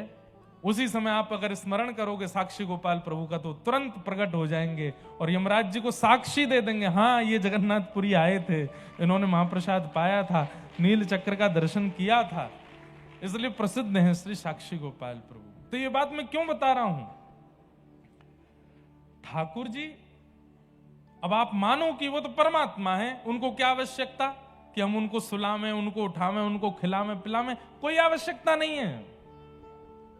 पर जब प्रेम होता है तो अनावश्यक व्यक्ति के साथ भी प्रेम प्रकट किया जाता है। अब घर पे प्रधानमंत्री आ जाए, उसको चाय की कोई कमी है, उसको भोजन की कोई कमी है, लेकिन आपका भाव रहता है ये हमने बनाया है, प्रेम से पाइए ना थोड़ा सा। हमने कोई महाराज जी आ जाए, संत आ जाए, उनको कोई कमी है? सब कुछ है उनके पास, पर फिर भी आप अपने प्रेम के अधीर होकर के दक्षिणा भी देते हो, माला भी पहनाते हो, सौल भी उड़ाते हो, कुछ खाने को भी देते हो, चाय की भी पूछते हो। ये प्रेम ही तो है। ऐसे ही ठाकुर जी के पास कोई कमी नहीं है, पर हमारा प्रेम है कि हम उनको देवें, हम उनको सुलावें, निलावें, उठावें, सब क्रिया करावें। क्या पता वो इतने रीझ जाएं हमसे, इतने रीझ जाएं जैसे सुदामा से रीझ गए, और रीझ करके कभी हमें स्वीकार कर लें। बस इसीलिए तो हम सब प्रेम लक्षणा भक्ति का मार्ग चुन रहे हैं। खूब भाव से सेवा करो। आपके सुख से ठाकुर जी विराजे नहीं, ठाकुर जी के सुख से आप विराजो। एक नियम बना लीजिए, रात्रि में कई बार मैं तो लेट हो जाता हूं, रात में 8:30 बज जाते हैं, फिर मैं घरों में गया तो लगभग सबके ठाकुर जी के दर्शन करने पहले घर में ठाकुर जी के दर्शन करता हूं। तो मुझे तब तो मैं नहीं बोल पाया, लेकिन आज बोल देता हूं। अब हम आए थे 10 बजे, 10:30 बजे, किसी के घर पहुंचे 12 बजे, ठाकुर जी तब तक जगी रहे थे। ये नहीं करना है। 2 चीज का नियम बना लीजिए। एक तो सुबह ठाकुर जी की मंगला, चाहे मैं कहता हूं 4 बजे नहीं करो, 6 बजे करो, 7 बजे करो, 8 बजे, 9 बजे करो, पर वो समय से होनी चाहिए। 9 बजे मतलब 9 बजे। कल हम क्रिकेट खेलने चले गए तो वहां महाराज जी बोले एक मैच और, एक मैंने कि महाराज जी सेवा है ठाकुर जी की, तो बोले नहीं एक और खेल। तो फिर हमने अपने पंडित जी को भेजा कि आप जाके ठाकुर जी की सेवा करो, 9 से ऊपर नहीं जाना चाहिए। रात्रि में शयन का भी नियम रखो। भले ही महाराज जी 12 बजे आ रहे हैं, महाराज जी आके भोजन पानी करके चले जाएंगे, ठाकुर जी का शयन 8:30 होना है तो होना है। आप कहेंगे इसके पीछे कारण क्या है? कारण सुनो। हम लोगों का, हम तो मानव हैं, हम भी समय बांटते हैं सब में। ऐसे ठाकुर जी ने भी सबको समय दिया होता है, ठाकुर जी का भी समय बटा होता है। ठाकुर जी कहते हैं कि भाई मेरी 8:30 बजे वाके घर पे शयन आरती होगी, वाके बाद में तेरे पास आ जाऊंगा।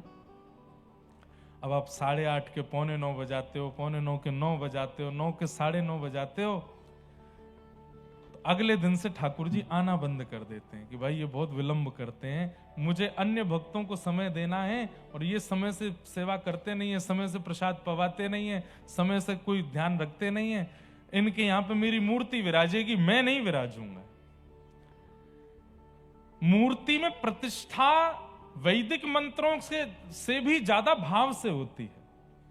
आपका समय नियमित है। ठाकुर जी की सुबह इतने बजे मंगला, चाहे दुनिया इधर उधर हो जाए मंगला होगी। और रात्रि में आप चाहे पार्टी में गए हो, चाहे शादी में गए हो, चाहे मॉल गए हो, चाहे पिक्चर देखने गए हो, आपका समय उसी अकॉर्डिंग चलता है कि ठाकुर जी की 7:30-8 बजे शयन होगी, उसके बाद ही मैं कहीं जा सकता हूं। शयन और मंगला ये 2 समय निश्चित रखो, बाकी पूरे दिन की सेवा में ऊपर नीचे हो जाए कोई दिक्कत नहीं। इससे होगा क्या? धीरे धीरे आपके ठाकुर जी जो घर के हैं वो अनुभव कराने लगेंगे। धीरे धीरे उनको ये भाव आने लगेगा कि ये नियम से चलता है, समय से चलता है, भाव से चलता है, इस पे अनुभव कराओ। धीरे धीरे वो अनुभव होने लग जाएगा। इसलिए मंगला का और शयन का ये 2 नियम रखो, और फिर धीरे धीरे आगे चल के आपको अपने आप अनुभव होगा। फिर आप भोग का भी एक नियम बना लोगे, आरती का भी नियम बना लोगे, फिर इत्रों का भी नियम होता है। सर्दियों में गर्म इत्र लगते हैं, फिर वर्षा आ जाएगी तो उसमें वर्षा के इत्र लगते हैं, गर्मियों में खस के इत्र लगते हैं, गुलाब के इत्र लगते हैं। मतलब ऋतु के अनुसार जैसे हम कपड़े बदलते हैं, वैसे ही ठाकुर जी की इत्र सेवा, चंदन सेवा, पोशाक सेवा उसी भाव से होनी चाहिए।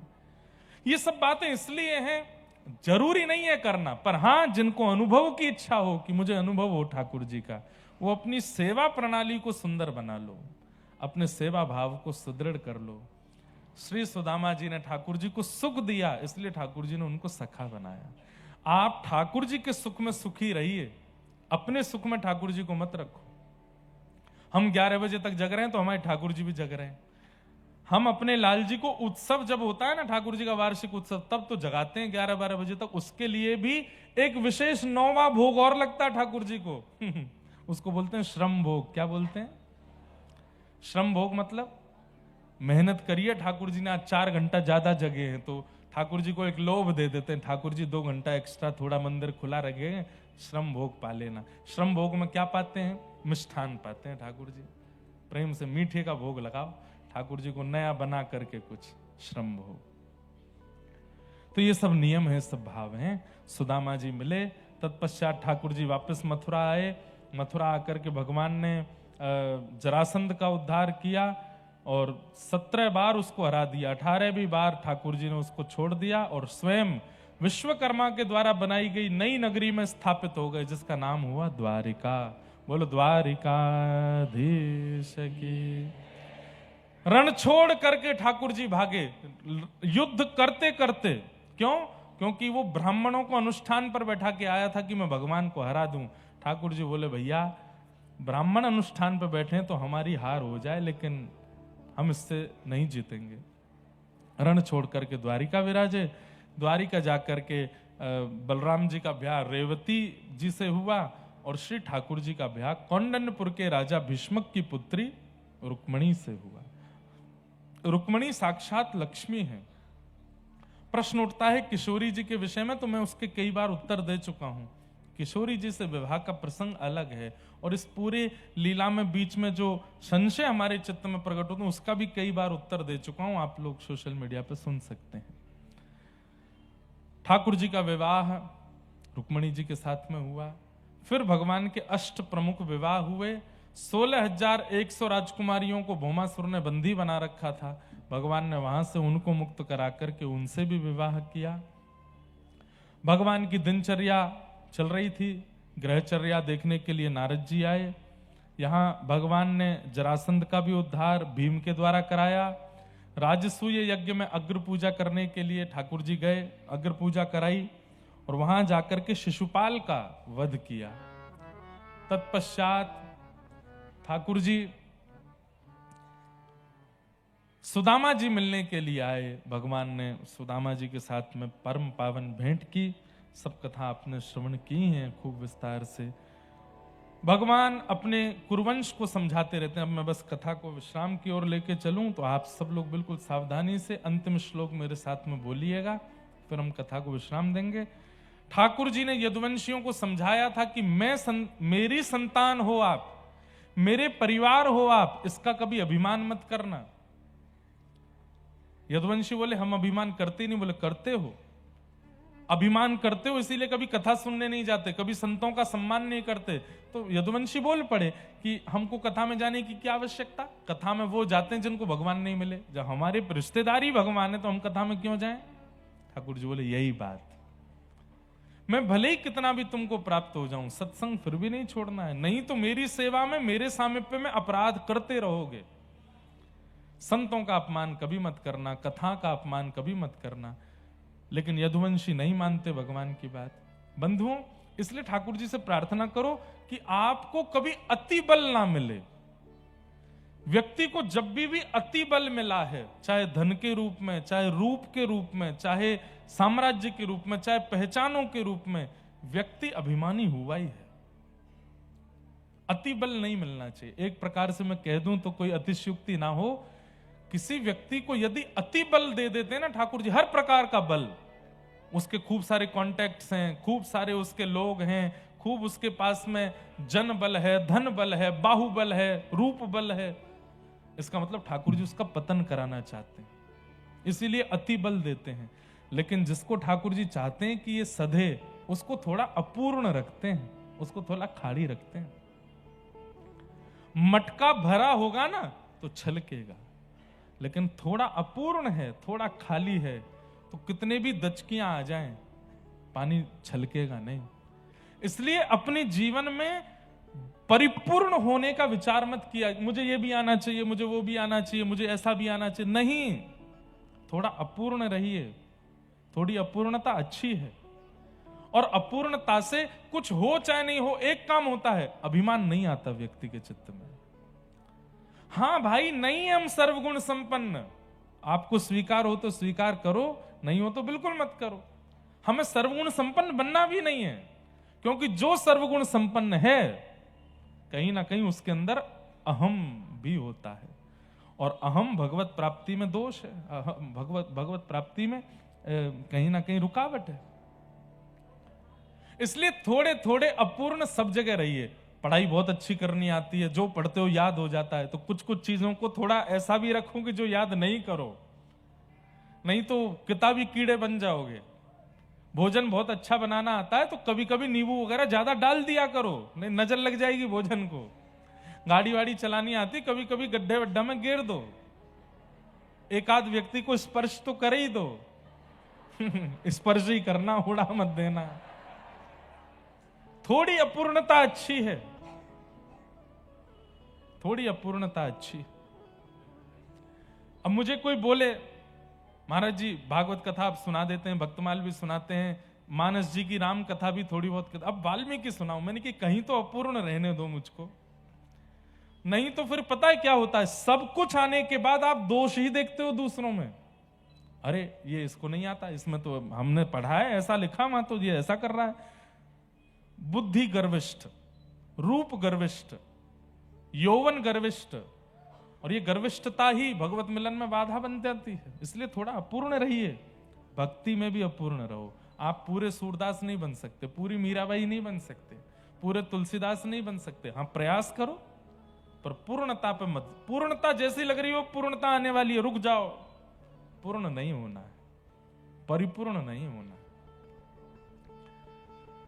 तो अब ये मैंने कह दी है बात, इस पर चिंतन कीजिएगा, इस पर मनन कीजिएगा कि क्या बात थी, क्यों कही गई। महाराज जी अभी बोले कल मैं कुछ किया है, वो रात तक सोचते रहे।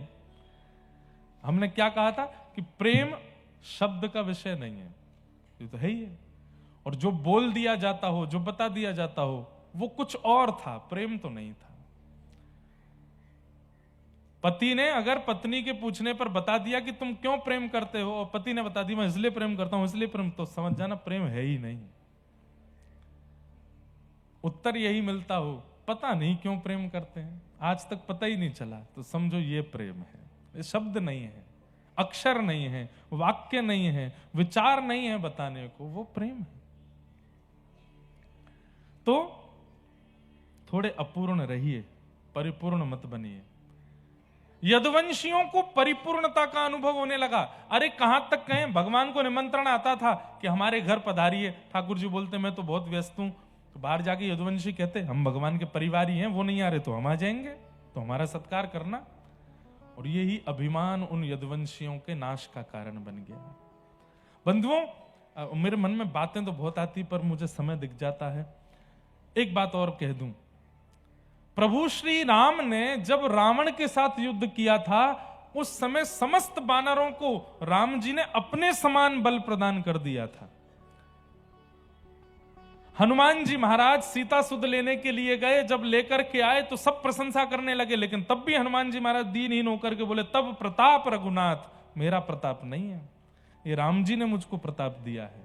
और इस बात को केवल बोल नहीं रहे, हनुमान जी मानते भी हैं कि मेरा प्रताप नहीं है, मेरा बल नहीं है, तब प्रताप रघुनाथ, ये रघुनाथ जी का बल है। राम रावण युद्ध में वानरों का उद्धार क्यों हो गया? क्योंकि राम रावण युद्ध हो जाने के बाद जब राम जी वापस अयोध्या आए, प्रत्येक वानर ने जाकर के राम जी से कहा ये बल आपने हमको दिया था कि हम रावण की सेना से लड़ पाए, अब इस बल को हमसे वापस ले लीजिए, इस बल की हमको आवश्यकता नहीं है। लेकिन यदुवंशियों ने यदुवंशियों को बल दिया ठाकुर जी ने, ठाकुर जी को वो बल वापस नहीं किया, बल्कि उस बल का अभिमान किया। अरे हम भी योग्य, हम भी श्रेष्ठ हैं। सब यदुवंशी भी चतुर्भुज थे भगवान की तरह, सब यदुवंशी भी सुंदर हैं भगवान की तरह। ठाकुर जी बोले सर्वगुण दे, ये भगवान हमको सिखाने के लिए किए। देखो परिपूर्ण बना दिया इनको मैंने, तो अपने नाश का कारण इनकी परिपूर्णता ही बनेगी। वही हुआ। कभी कथा नहीं सुनते, कभी सत्संग में नहीं जाते, कभी किसी संत महात्मा को प्रणाम नहीं करते, तो बोले हम यदुवंशी हैं, भगवान के वंशज हैं, हम द्वारिका में रहते हैं, क्यों करें। ठाकुर जी के समझाने पर भी जब नहीं माने, तब एक दिन बुद्धि विकृत हुई और भगवान के पुत्र शाम्ब को साड़ी पहना करके संतों के पास ले गए और बोले नई बहू आई है द्वारिका की, बताओ इसके गर्भ में लाला है कि लाली। संतों ने दिव्य दृष्टि से देखा, अरे दुष्टों, भगवान के पुत्र को साड़ी पहना के लिए आए हो हमारी परीक्षा लेने के लिए, जाओ इसके गर्भ से लोह पिंड जन्म लेगा जिससे पूरा यदुवंश नष्ट हो जाएगा। लोह पिंड को घिस करके समुद्र में डाल दिया, वो एरका नाम की घास बन गया। एक दिन किसी बात पर छोटा विवाद बड़ा युद्ध में परिवर्तित हो गया और आपस में यदुवंशी लड़ते झगड़ते आपस में नष्ट हो गए। भगवान ने दाऊ दादा से कही, दाऊ दादा अब आप भी जाओ क्षीर सागर में प्रविष्ट हो जाओ, मैं भी वैकुंठ जाने की योजना बनाता हूं। अंत तो गत्वा भगवान ने एक वृक्ष के नीचे बैठ करके उद्धव, मैत्रेय मुनि आदि कुछ विशिष्ट जनों को भागवत धर्म का ज्ञान दिया। वही भागवत धर्म हम पिछले 7 दिन से सुन रहे हैं। ये संपूर्ण ज्ञान ठाकुर जी ने उद्धव जी को दिया, मैत्रेय मुनि को दिया, नारद जी को दिया, आदि आदि सबको ये भागवत धर्म समझाया और कहा कि कलिकाल में इसका विस्तार करवाइएगा। उद्धव जी से कहा तुम बद्रीनाथ में जाके भजन करो, मैत्रेय मुनि से कहा तुम विदुर को यह ज्ञान देना, नारद जी महाराज, ब्रह्मा जी आदि सब बोले कि आप इसका विस्तार कराइएगा। भगवान से उद्धव जी ने कहा कि नाथ आप जा रहे हो? बोले हाँ। आप लीला पूरी कर रहे हो अपनी? बोले जी। हम कैसे रहेंगे आपके बिना? आप चले जाओगे तो ये प्राण कैसे रहेंगे? ठाकुर जी बोले प्रत्यक्ष दिखने वाली वस्तु आंखों को दिखती है, पर अप्रत्यक्ष बुद्धि को, मन को, तन यौवन को, सबको दिखती है। अब तक मैं प्रत्यक्ष था, अब मैं अप्रत्यक्ष हो जाऊंगा ताकि रोम रोम को मेरा अनुभव हो। और मेरा अनुभव यदि करना है तो मेरी ओर ध्यान से देखो। ठाकुर जी एक ज्योति में परिणत होकर 7 बार आकाश में भ्रमण किए और तिरोधाय प्रविष्टो यम श्रीमद भागवतार्णवम, ठाकुर जी श्रीमद भागवत में आकर के विराजमान हो गए। और ठाकुर जी ने यह बात स्पष्ट कर दी कि भागवत मेरा स्वरूप है, भागवत मेरा स्वरूप है, मेरा रूप है। आपको जब कभी भी मेरा अनुभव करना हो तो श्रीमद् भागवत जी के आश्रय में जाना। यहां पर उद्धव जी बद्रिकाश्रम चले गए, मैत्रेय मुनि हरिद्वार चले गए, अर्जुन जाकर के पांडवों को खबर देते हैं। पांडव सुखदेव परीक्षित को राज्य गद्दी पर बिठा करके स्वर्गारोहण को चले गए। परीक्षित को 7 दिन में मरने का श्राप लगा। आज शुक्राचार्य जी के सन्निधि में आकर के परीक्षित ने 7 दिन की कथा सुनी। आज 7वां दिन है। परीक्षित जी से सुखदेव जी कहते हैं, त्वम तु राजन मरिष्येति पशु बुद्धिम इमाम जही, तुम मरोगे ये पशु बुद्धि है। देह मरता है, हमारी मृत्यु नहीं होती, हम तो एक आत्मा है।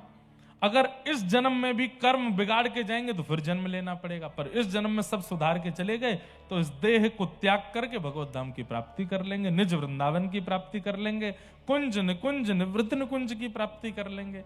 बस इस देह को माध्यम मानिए, इस देह को मैं हूं ऐसा नहीं मानिए। ये गाड़ी है, गाड़ी प्रिय हो सकती है, गाड़ी अच्छी लग सकती है, गाड़ी की साफ सफाई करो, गाड़ी को गैराज में रखो, गाड़ी में पेट्रोल भरवाओ, पर गाड़ी मेरा प्राण है नहीं। ये शरीर गाड़ी है, शरीर साधन है। इसको खिलाओ पिलाओ, खूब पुछ के खिलाओ, खूब बढ़िया इसको संदेश खिलाओ, खूब धुआंधार कपड़े पहनाओ, लेकिन ये देह मैं हूं ये बुद्धि मत रखो। ये मुझे केवल अपना कल्याण करने के लिए मिला है, इससे मैं कल्याण करूंगा अपना और जनमानस का। इस देह का यही कार्य है, ऐसा मान करके जीवन जीना प्रारंभ कर दीजिए। श्री परीक्षित जी महाराज की भगवत धाम गति हो गई, उन्हें हम बारंबार प्रणाम करते हैं। भागवत जी का अंतिम श्लोक सब लोग 3 बार मेरे साथ में दोहराएंगे। सब लोग बिल्कुल सीधे बैठिए, एक एक शब्द सुनकर के मेरे साथ बड़े भाव से बोलेंगे।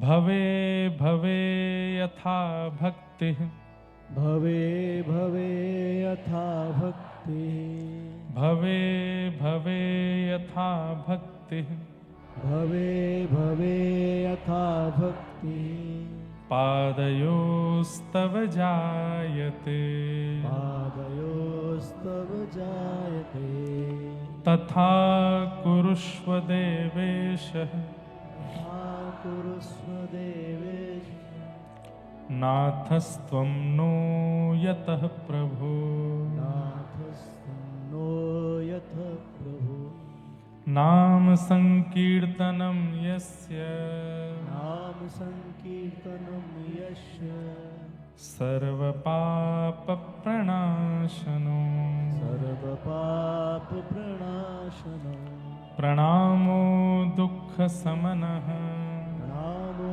दुःख समनः, तं नमामि हरिं परम्, तं नमामि हरिं परम्, नाम संकीर्तनं यस्य, नाम संकीर्तनं यस्य, सर्वपाप प्रणाशनो, सर्वपाप प्रणाशनो, प्रणामो दुःख समनः, प्रणामो दुःख समनः, तं नमामि हरिं परम्, तं नमामि हरिं परम्, नाम संकीर्तनं यस्य, नाम संकीर्तनं यस्य, सर्वपाप प्रणाशनो, सर्वपाप प्रणाशनो, प्रणामो दुःख समनः, प्रणामो दुःख समनः, तं नमामि हरिं परम्। नमामि।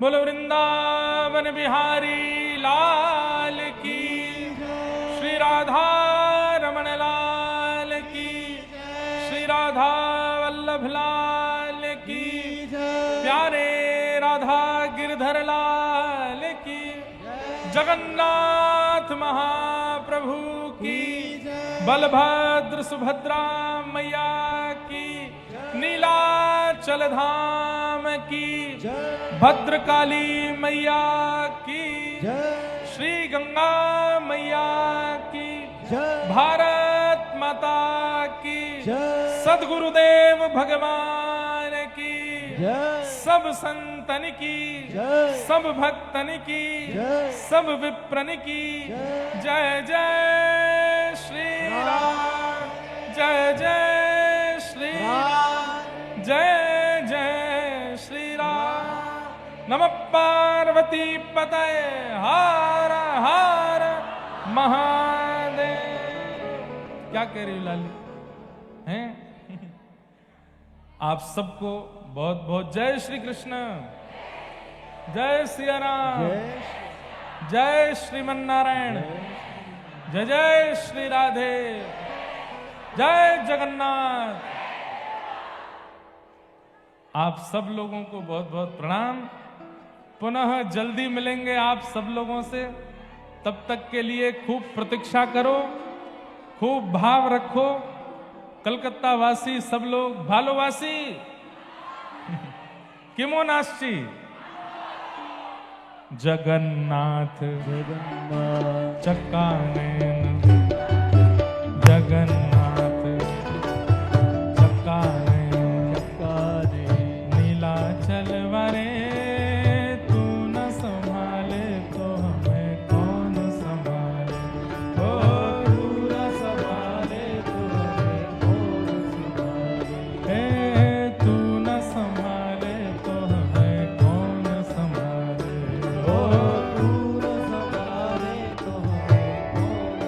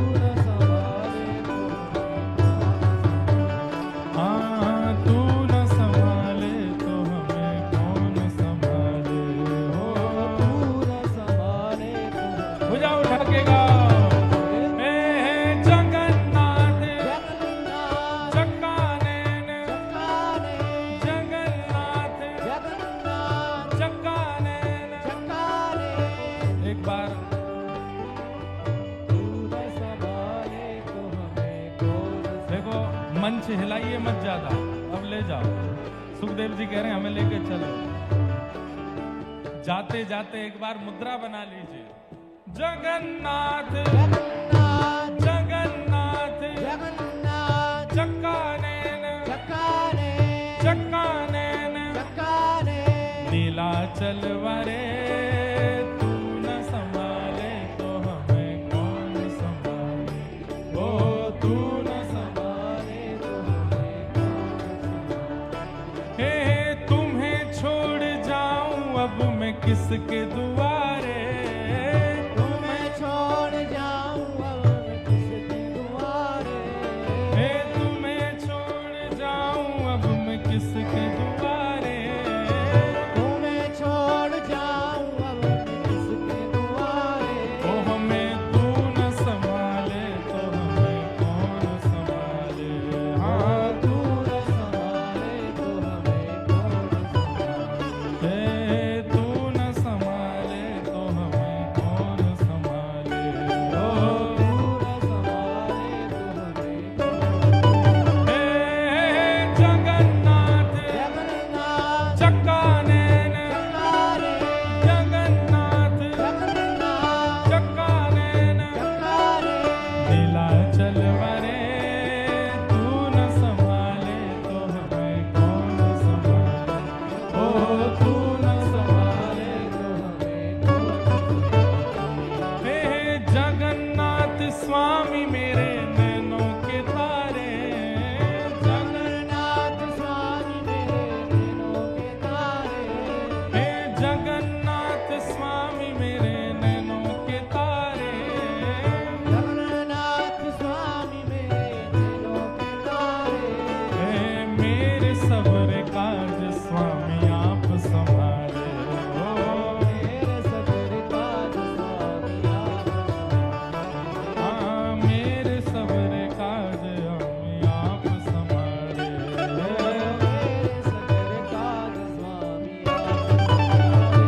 हे जगन्नाथ जगन्नाथ चक्कानैन चक्कानैन जगन्नाथ जगन्नाथ चक्कानैन चक्कानैन नीलाचल वरे तू न संभाले तो हमें कौन संभाले।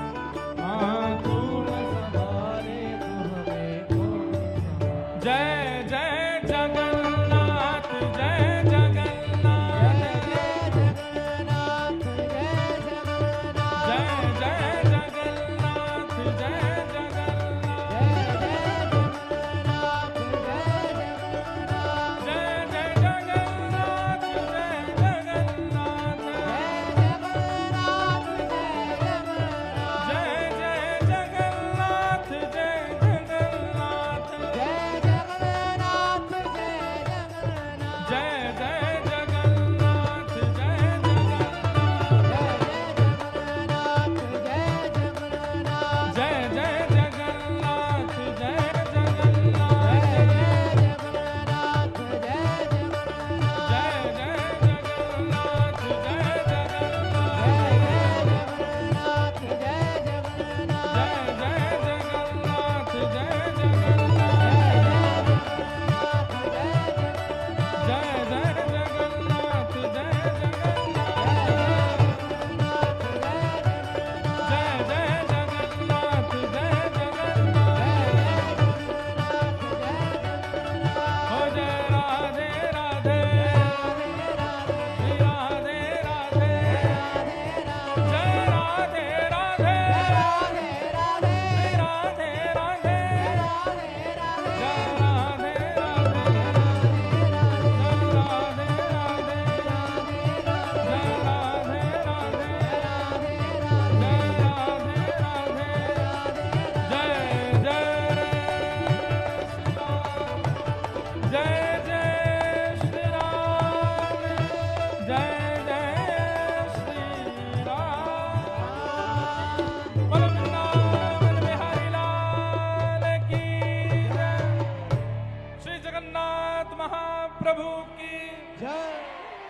श्री के लौटा की हो प्यारे।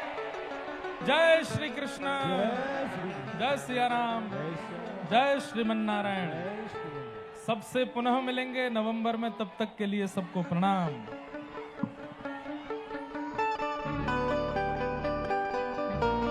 आरती अति पावन पुराण के, आरती अति पावन पुराण के, धर्म भक्ति विज्ञान खान के, धर्म भक्ति विज्ञान खान के, महापुराण भागवत निर्मल, महापुराण भागवत निर्मल, सुख मुख विगलित निगान कल्प फल, परमानंद सुधारस में लीलारती रस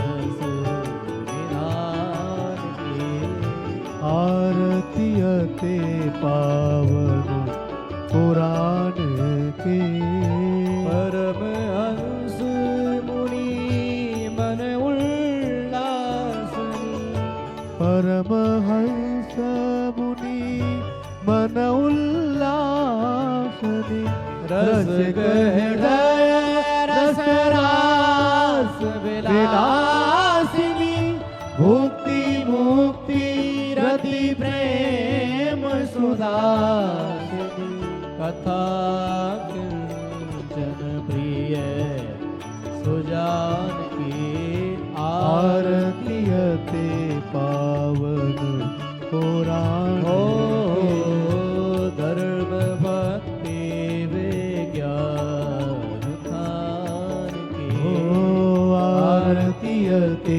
आरती अति आरती अति